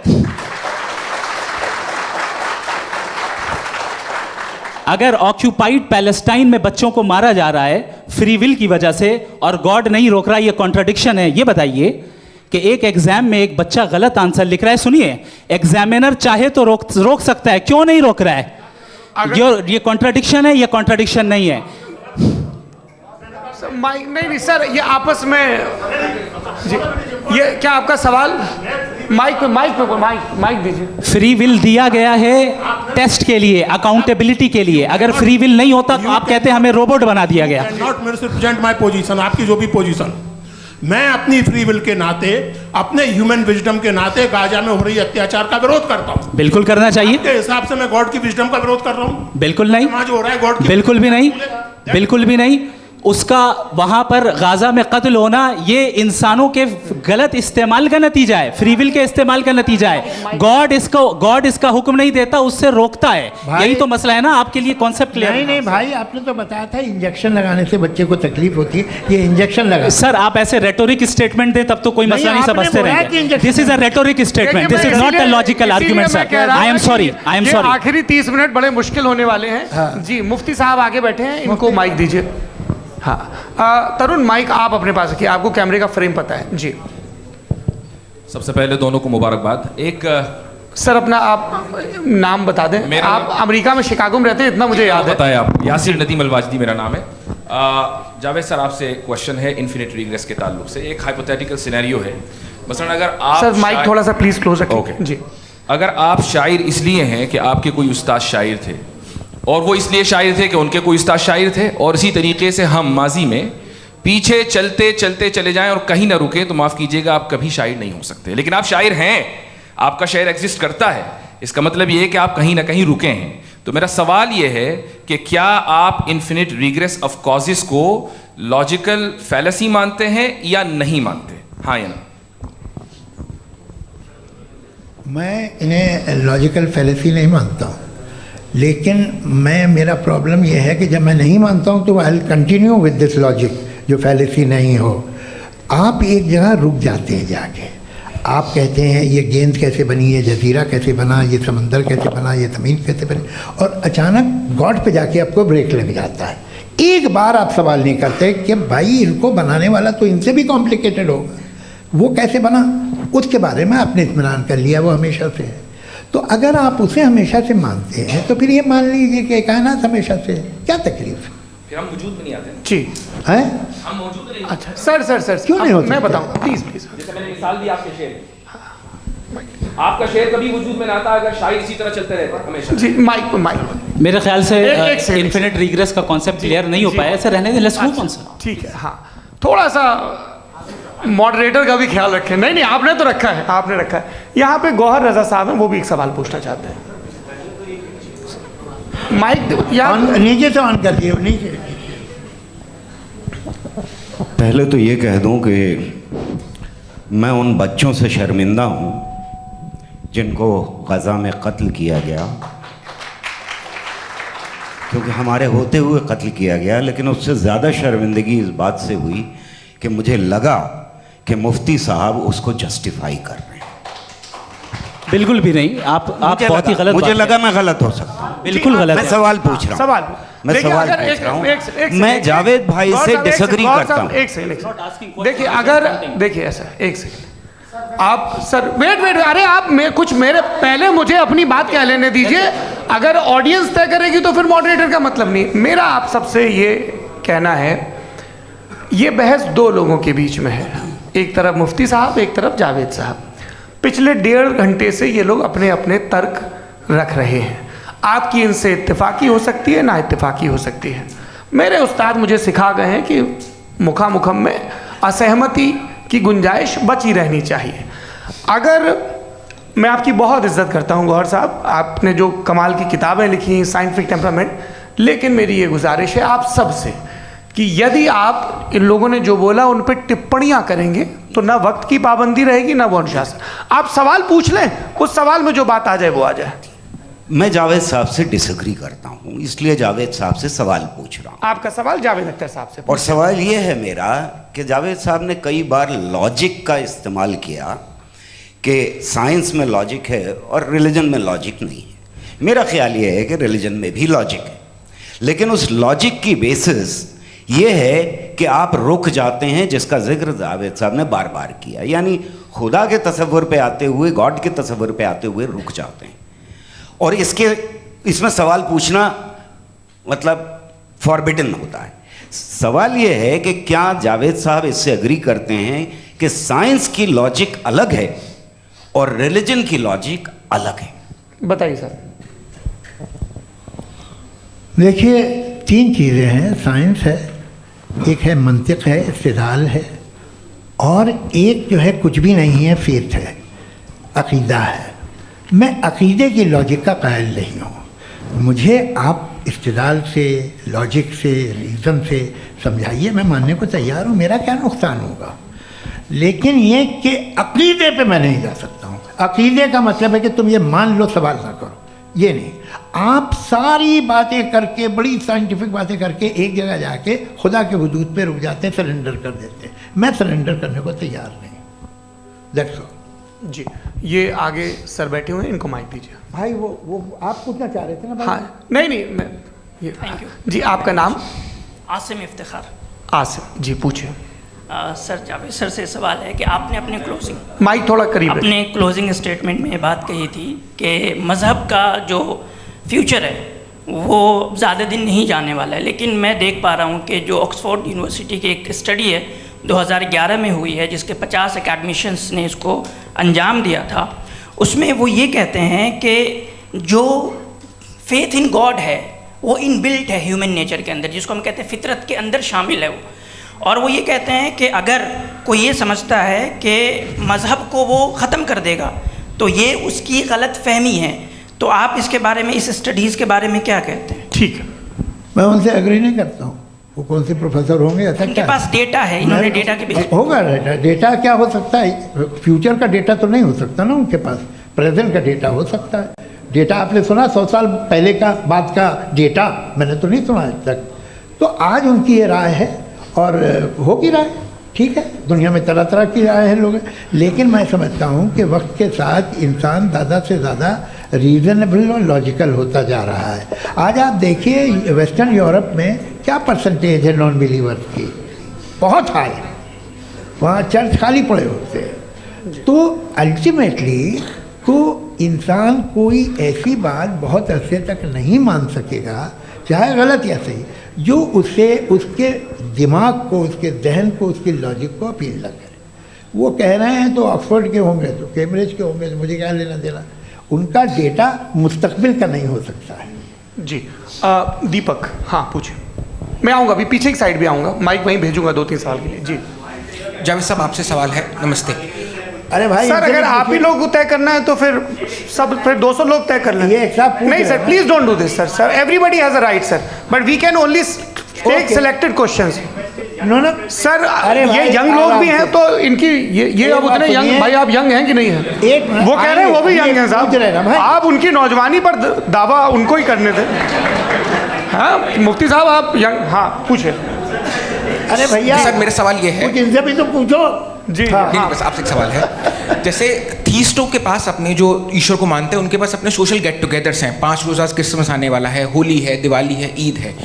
एथिस्ट क्या ऑफर कर रहे हैं? मतलब मैं इनकी दुकान से बोरूँ, मैं आना चाहता हूँ उस तरफ, पर मैं अट्रैक्ट नहीं हो पा रहा हूँ। मैं सोशल गेट टुगेदर्स क्या है आपके पास? वो ये कह रहे हैं कि जो धार्मिक लोग हैं, अलग अलग धर्म के लोग, उनके उत्सव त्योहार, कॉन्ग्रीगेशन बहुत हैं। अब आपको मैं एक सुनाता हूँ, यहाँ हिस्टोरियन भी बैठे हैं।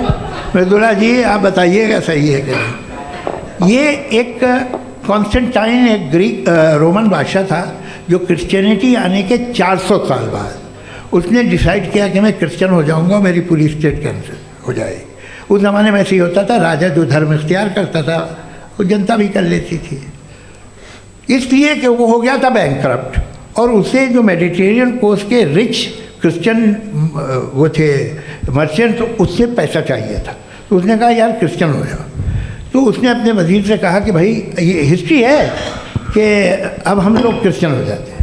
पहले सर हो जाएंगे, कोई प्रॉब्लम नहीं है, लेकिन एक प्रॉब्लम ये है कि 17 दिसंबर से 25 दिसंबर तक जो पेगन फेस्टिवल होता, जो पेगन जो फेस्टिवल होता है वो बंद हो जाएगा, इसलिए कि हम क्रिश्चियन हो गए तो होगा नहीं। तो वो बच्चों को बहुत बुरा लगेगा, पब्लिक को बहुत इन्जॉय करते हैं, खासतौर से 25 को मेन डे। उसने कहा हाँ ये तो सही कह रहे हो, ये जीसस क्राइस्ट की पैदाइश कब थी? कहते साहब वो अप्रैल में थी। नहीं, कट करो, वो 25 दिसंबर को है। ये हकीकत है। और 400 साल बाद क्रिश्चियनिटी के अप्रैल से दिसंबर ले आए, और इसलिए कि यहाँ पेगन फेस्टिवल होता था। अब मनाते हैं आप आराम से। ये जो सारे फेस्टिवल हैं ये रिलीजन से, हर एक को एक इंटरटेनमेंट डिपार्टमेंट चाहिए होता है अपनी कंपनी चलाने के लिए। तो ये रिलीजन ने, ये सेकुलर त्यौहार थे जिन्हें रिलीजन्स ने ले लिया है। ये मौसम के थे, फसलों के थे, किसानों के थे, उसको आपने लेके रिलीजियस रंग दे दिया। ये कोई रिलीजन से थोड़ी आए हैं आप। अच्छा हमें देखिए, हम तो मुल्द हैं, हम ईद मनाते हैं, हम दिवाली मनाते हैं, हम होली मनाते हैं, हम क्रिसमस मनाते हैं। बम्बई की फिल्म इंडस्ट्री की सबसे बड़ी होली हमारे घर में होती है, सबसे बड़ी ईद हमारे घर में होती है। वो हमारी सोशल वो है, हमारा हेरिटेज है। ऐसा थोड़ी है कि we will throw the baby along with the water. ये तो अच्छी चीज़ है, इन्हें रखो, जो बेकार है फेंक दो। जी हाँ, हेलो जी, मेरा सवाल नादवी जी से है। जैसा कि आपने बोला कि गॉड टाइम के भी परे हैं और गॉड इतनी कॉम्प्लेक्स चीज़ है कि उसे ह्यूमन माइंड समझ नहीं सकता, और गॉड ने अर्थ पे फ्री विल भी दे दी है, तो आप अपना वक्त ज़ाया क्यों कर रहे हैं गॉड के बारे में बात करके? अपन को तो बात करनी चाहिए कि सोसाइटी को बेहतर कैसे करें। जी, मैं गॉड वही बताता है सोसाइटी को कैसे बेहतर करें। अभी मैं आपका जवाब देता हूँ। आपने कहा कि टाइम पे वो एग्जिस्ट नहीं करता, सो नहीं, मेरा सवाल ये है कि जैसा आपने बोला कि गॉड बहुत ही कॉम्प्लेक्स चीज़ है। मैंने कहा ही नहीं कि कॉम्प्लेक्स है, तो आपके अल्फाज हैं। कॉम्प्लेक्स का लफ्ज़ गॉड के लिए सुइटेबल नहीं है। क्यों?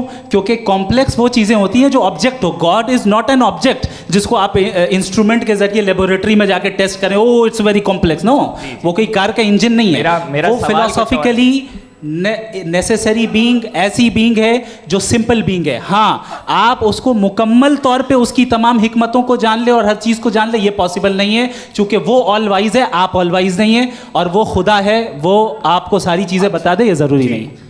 मेरा सवाल ये नहीं था, मेरा सवाल ये था कि जब गॉड इतना परे है इस दुनिया से कि उसने अर्थ पे फ्री विल भी दी है, हम सब ह्यूमंस की फ्री विल है, और जो सोसाइटी में हो रहा है वो अपन लोग डिसाइड करेंगे, तो अपन लोग डिसाइड नहीं करेंगे ना, अपन लोग डिसाइड नहीं करेंगे।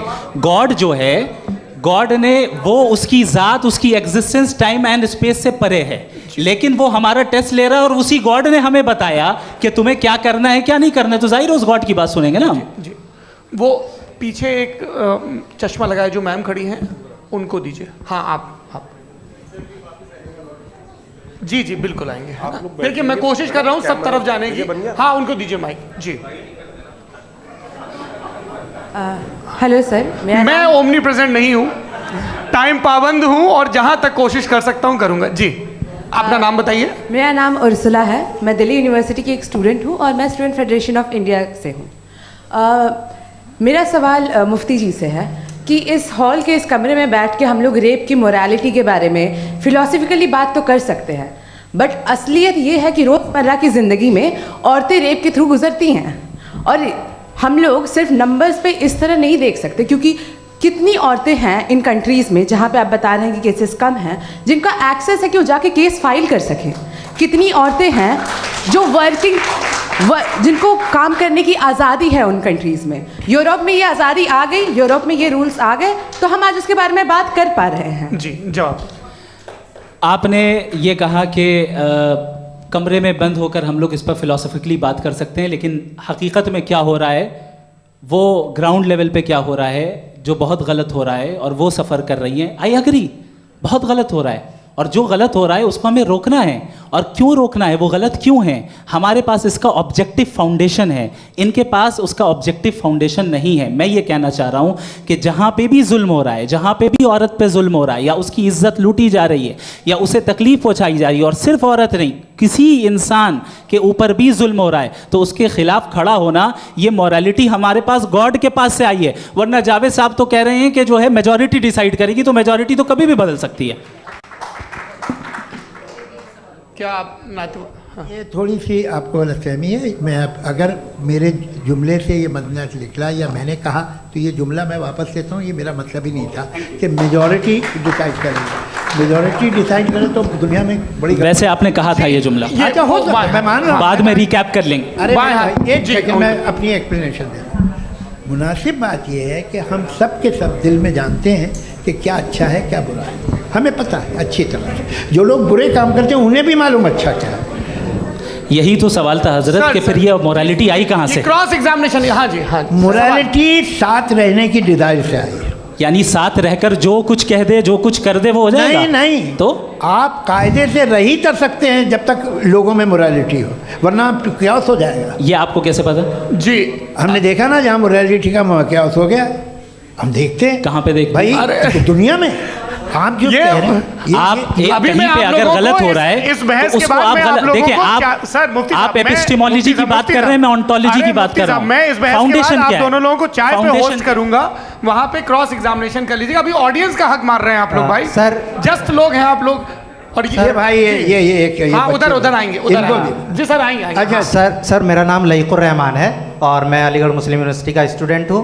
और जहाँ तक मुझे पता है कि sir you are also product of Aligarh Muslim University. मैं भी उसी चमन का बुलबुल। हाँ सर, तो बहुत खुशी हुई मुझे जान करके कि मैं आपसे मिलूँगा। सवाल सर, मेरा सवाल यह है, सर सैयद अलैहि रहमा का नज़रिया ये था कि खुदा के वजूद को अक़ल के दायरे में रह कर के तलाश करना, न कि पूरी तौर से उसका इनकार कर देना। Sir, how will you define it? नहीं, तो ये तो आप इन्हें बताइए। ये सवाल है कि खुदा का वजूद साबित कर रहे हैं। नहीं तो सर, आपने इनकार कर रखा है, इस वजह से मेरा क्वेश्चन। उन्होंने यही सर से एक सेकंड, सर सैयद ने यही कहा ना कि अक्ल से आप खुदा के वजूद को साबित नहीं कर सकते, यही कहा ना भाई। वो उन्होंने कहा कर सकते हैं और वो कर दिया गया आज। वो फोन दो। तलाश करना या साबित करना अक्ल से नहीं हो सकता। अरे सवाल तो सुन लीजिए जी। अक्ल से नहीं हो सकता है, यही कहा ना आपने। अक्ल से हो सकता है। अरे वो यही कह रहे हैं भाई, आप बता रहे हो सकता है, वो तो कुछ और। आप अगर सर देखो, नौजवान फोन ले लो, वो इतनी कमाल की यूनिवर्सिटी है। अरे भाई दे दो जरा, एक मिनट अरे दे दो भाई, मेरी बात सुनो, माइक पे बोलो ताकि जो लाखों लोग देख रहे हैं। माइक दे दो ना। अरे देंगे ना माइक, तुम ठहरो तो। हाँ सर, मेरा सवाल ये था कि सर सैयद अलैहि रहमा का एक नज़रिया था अपना कि खुदा का जो वजूद है उसको अक़ल के दायरे में रह कर के तलाश करना है, न कि पूरे तौर से इनकार कर देना है। ये उनका कॉन्सेप्ट था। लेकिन मेरा सवाल ये है कि आप इसको कैसे डिफाइन करते हैं, एक्सप्लेन कैसे करेंगे? मैं आपसे जानना चाहता हूँ, चूँकि you are the product of Aligarh Muslim University. मुझे अक़ल के दायरे में रखे मैंने बहुत तलाश की, मुझे मिला नहीं। हाँ, ये उधर वो चश्मा लगाए जो, हाँ उनको दे दीजिए। जी जी, फटाफट पूछिए, बस 5 मिनट है, 5 मिनट में खत्म हो रहा है। हाँ, अस्सलाम वालेकुम मुफ्ती साहब। एंड मेरा सवाल जावेद अख्तर साहब से। क्या नाम है आपका? अरे भैया सब मुझे पूछ रहे हैं। फैज पूछिए फैज साहब। तो मेरा सवाल ये है कि अभी जो एथियस्ट है वो problem of evil argument use कर रहे हैं अगेंस्ट मुस्लिम्स, राइट? कि इस दुनिया में इतना सारा ईविल है और अगेंस्ट मुस्लिम तो यहाँ अगेंस्ट थियस्ट। हाँ, थोड़ा सा करेक्ट कर लीजिए भाई। पूरी मशक्कत ही इसी बात की थी कि किसी एक मजहब पे बात न टिके। जी, तो बेसिकली ये आर्ग्यूमेंट ऐसा है कि इस दुनिया में इतना ज़्यादा ईवल एग्जिस्ट करता है और अगर एक ऑल गुड गॉड है तो वो रोकता क्यों नहीं है? लेकिन इस सवाल में एक हिडन अजम्पशन ये है कि इस दुनिया में ईवल एग्जिस्ट करता है। अब एथियस्ट ये कैसे ऑन्टोलॉजिकली प्रूव कर सकते हैं कि इस दुनिया में ईवल एग्जिस्ट करता है? मैं आपको बताता हूँ, थोड़ा सा समझा। नहीं सर, हम लोग इनको सुनने आए। नहीं please don't do. I want to explain ontology. नहीं, हम समझ गए सर, इनको अब जवाब देने दीजिए। अच्छा, सवाल पूछ लो। मैं अभी तक क्या था वो मैं थोड़ा सा ऐड ऑन कर लेता हूँ। तुम गुरु, तो हम जब इसका राउंड 13 करेंगे ना तब तुमको स्टेज पे बिठाएंगे। जी, तो हाँ जल्दी से। तो देखिए, एथियज्म के हिसाब से सब कुछ रैंडमली बन गया है, सब कुछ एटम्स और मॉलिक्यूल्स है। एक पत्थर में और मुझ में सिर्फ इतना फर्क है कि हम लोग एटम्स और मॉलिक्यूल्स का अलग अलग रीअरेंजमेंट है। अब एक पत्थर को कोई इंसान तलवार से 2 टुकड़ों में काट दे या मुझे, according to atheism it is same. There is no evil and good according to atheism. जी, अच्छा, फैज साहब का सवाल ये है कि हाँ, कोशिश भी करते तो इससे गलत सवाल नहीं कर पाते। एक लाइफ फॉर्म है और लाइफ फॉर्म में फीलिंग्स हैं, मतलब लाइफ फॉर्म सुनता है, देखता है, टेस्ट कर सकता है, फील कर सकता है। तो उसकी जो ये जो क्वालिटी इस बबल में आ गई हैं, वो जानवर में भी है, इंसान में भी है। तो जाहिर है कि उसे कोई तकलीफ पहुंचेगी, तो चूंकि उसके पास वो सेंसिटिविटी है तो मैं करेगा। पत्थर में वो सेंसिटिविटी नहीं है। तो ये क्या सवाल हुआ कि अगर पत्थर को काटा तो पत्थर को तकलीफ नहीं होती, तो आपको काटे तो आपको क्यों तकलीफ हो? बैठ जाइए। जी हाँ, अगला सवाल। हाँ, पूछे। जी, जावेद अख्तर साहब, अरे भैया, सब आप लोग मुफ्ती साहब को छोड़ रहे हैं तो मेरे ही पीछे पड़े हैं क्या? फिर चलो बोलो भाई। You asked how God can exist when children die in Gaza. हाँ? You asked how God can exist when children die in Gaza, and you also mentioned the rise of atheism in Europe. But the same events also are leading many atheists and non-believers to turn towards faith. How do you interpret this contradiction, where suffering pushes some away from God, yet brings others closer to belief? देखिए, आपको एक बात बताऊं, दुनिया perfect तो कहीं भी नहीं है, हर जगह कुछ खामियां हैं। बेटा एक मिनट, मैं आप ही को कहेंगे, देखो वो तो कुछ खामियां, कमज़ोरियां, खराबियां सब जगह है। लेकिन अगर देखोगे ईमानदारी से कि दुनिया सबसे ज़्यादा महज़्ज़ब कहाँ है, एक आम शहरी को कहाँ हुकूक हासिल हैं, वो बोल सकता है, अपनी मर्ज़ी से काम कर सकता है, अपनी मर्ज़ी से राय दे सकता है, हुकूमत के ख़िलाफ़ बोल सकता है, बरसर इक़्तिदार लोगों के बारे में बोल सकता है, सरमायादारों के ख़िलाफ़ बोल सकता है। तो आपको ये स्कैंडिनेवियन कंट्रीज़ में मिलेगा, वेस्टर्न यूरोप में मिलेगा। मैं नहीं कह रहा वो परफेक्ट है, बिल्कुल नहीं, वहाँ बहुत ख़राबियाँ भी हैं, परफेक्ट तो कोई। लेकिन जिन जिन मुल्कों में, लैटिन अमेरिका देखो, गल्फ़ देखो, वहाँ पर आपको ये ज़रूर है कि रेप नहीं होते होंगे। रेप की ज़रूरत क्या है भाई? उसको तो ख़रीद लो, घर में रखो, सड़क पर रेप करने की क्या ज़रूरत है? मगर सुनिए, मगर हकीकत ये है कि वहाँ शख्सी आज़ादी राय देने की, बोलने की नहीं है। जी, ये एक आखिरी सवाल मुफ्ती साहब से। हाँ मैम, इनको माइक दीजिए। शुक्रिया। मेरा नाम मनीषा है, मैं हरियाणा से आई हूँ। मैं मुफ्ती साहब से एक बात पूछना चाहती हूँ। आप बार बार जावेद साहब को कॉन्ट्राडिक्ट तो कर रहे हैं कि आपने ये कहा, लेकिन आप भी अजम्पशंस के बेसिस पे बात कर रहे हैं। आपने खुदा के होने का कौन सा प्रूफ पेश किया है, खुदा की एग्जिस्टेंस का? अब इस सवाल को अलग रहने दीजिए, कौन एथीस्ट है कौन नहीं है। और दूसरी बात जो आपने एक छोटी सी कही थी कि ये फ्री विल का इस्तेमाल करता है इंसान अपनी, लेकिन इस फ्री विल का इस्तेमाल में मतलब खुदा ने ये दे दी सबको ये इजाज़त कि वो कितना घिनौनापन और कितने ज़्यादा ख़राब से ख़राब तरीके इस्तेमाल कर सकते हैं। जब आप सुनते जी, आप फ्री विल को मानती हैं ना, या अब कहती हैं कि फ्री विल नहीं है ना? मानती है ना? तो अब आपके पास इसका कोई एक्सप्लेनेशन नहीं है कि अगर एक इंसान उस फ्री विल का इस्तेमाल करके गलत काम कर रहा है और बच के अच्छी ज़िंदगी गुजार के निकल जा रहा है, उसका कोई रिकम्पेंस नहीं है। हमारे वर्ल्ड व्यू में जो इंसान गलत काम कर रहा है उसको भी रिकम्पेंस यानी उसका बुरा बदला मिलना है, और जो सही काम कर रहा है उसको सही बदला मिलना है। लिहाजा जो फ्री विल है वो इस तरीके से है कि एक लिमिटेड टाइम तक खुदा ने मोहलत दी है। ऐसा नहीं कि छूट दे दी, जो करना है करते रहो हमेशा। वक्त आएगा जब एग्जाम का टाइम खत्म होगा तब रिजल्ट आएगा, दौराने एग्जाम जबरदस्ती आपको नहीं बताया जाएगा। अरे भाई एक सेकंड, जी सवाल मुफ्ती साहब से मेरा, मुफ्ती साहब से जी, हाँ, रुक जाइए, आपसे फोन, आप इसके बाद आपसे यही रहेंगे वो। हाँ बोलिए। मैं मुफ्ती साहब एक ही सवाल करता हूँ कि अगर जो हो रहा है फ्री विल से हो रहा है और एक दिन बरोज़ क़यामत इंसाफ होगा मैशर में वगैरह वगैरह, तो दुआ क्यों मांगते हैं लोग? दुआ मांगते हैं इसके मतलब है अभी भी उसने ये डिपार्टमेंट रखा है कि मैं रोज़मर्रा की ज़िंदगी में इंटरफेयर बिल्कुल ही कैन। तो तुम कैन हो, तुम मुझे नौकरी दिला देते हो, मेरे बेटे को ग्रीन कार्ड दिला देते हो, और 45,000 बच्चे मरते उन्हें रोकते नहीं हो। नहीं तो क्या आप ये कह रहे हैं कि इस दुनिया में जालिमों को कभी पकड़ ही नहीं होती है? अरे जो भी पकड़ होगी वो बच्चे रोते हैं। बिल्कुल, देखिए मैंने अपने ओपनिंग स्टेटमेंट में यही कहा था कि जनाब जावेद साहब सिर्फ इमोशनल आर्गुमेंट देंगे। This is an emotional argument. ये छोटे मोटे इसके पीछे का रीजन मैंने बताया क्या है। देखिए मैं बार-बार यहाँ पर मंच से आप लोगों को सज्जनों इसलिए कह रहा हूँ ताकि थोड़ा सा आपके कॉन्शियस पे जोर रहे कि आपको ऑर्डर बचा के रखना है। वक्त तय हुआ था, ये वक्त पूरा हुआ, आपने इतने धैर्यपूर्वक सुना, मैं आप सबका बहुत बहुत शुक्रगुजार हूँ। यदि इन दोनों विद्वानों की इच्छा होगी तो कभी हम इस बातचीत का राउंड 2, राउंड 3, यही तो देखिए खूबी है इंसान की कि बहस मुबाहसे में वो पड़ा रहता है। आप लोगों ने बड़े धैर्य का परिचय दिया, बहुत बहुत शुक्रिया। इसी के साथ ये बातचीत यहाँ पे समाप्त होती है। मैं एक बात बता दूँ, ये सारी बहस हो गई, अब मुफ्ती साहब और बड़े मुफ्ती साहब इन सब के साथ मैं खाना खाने वाला हूँ।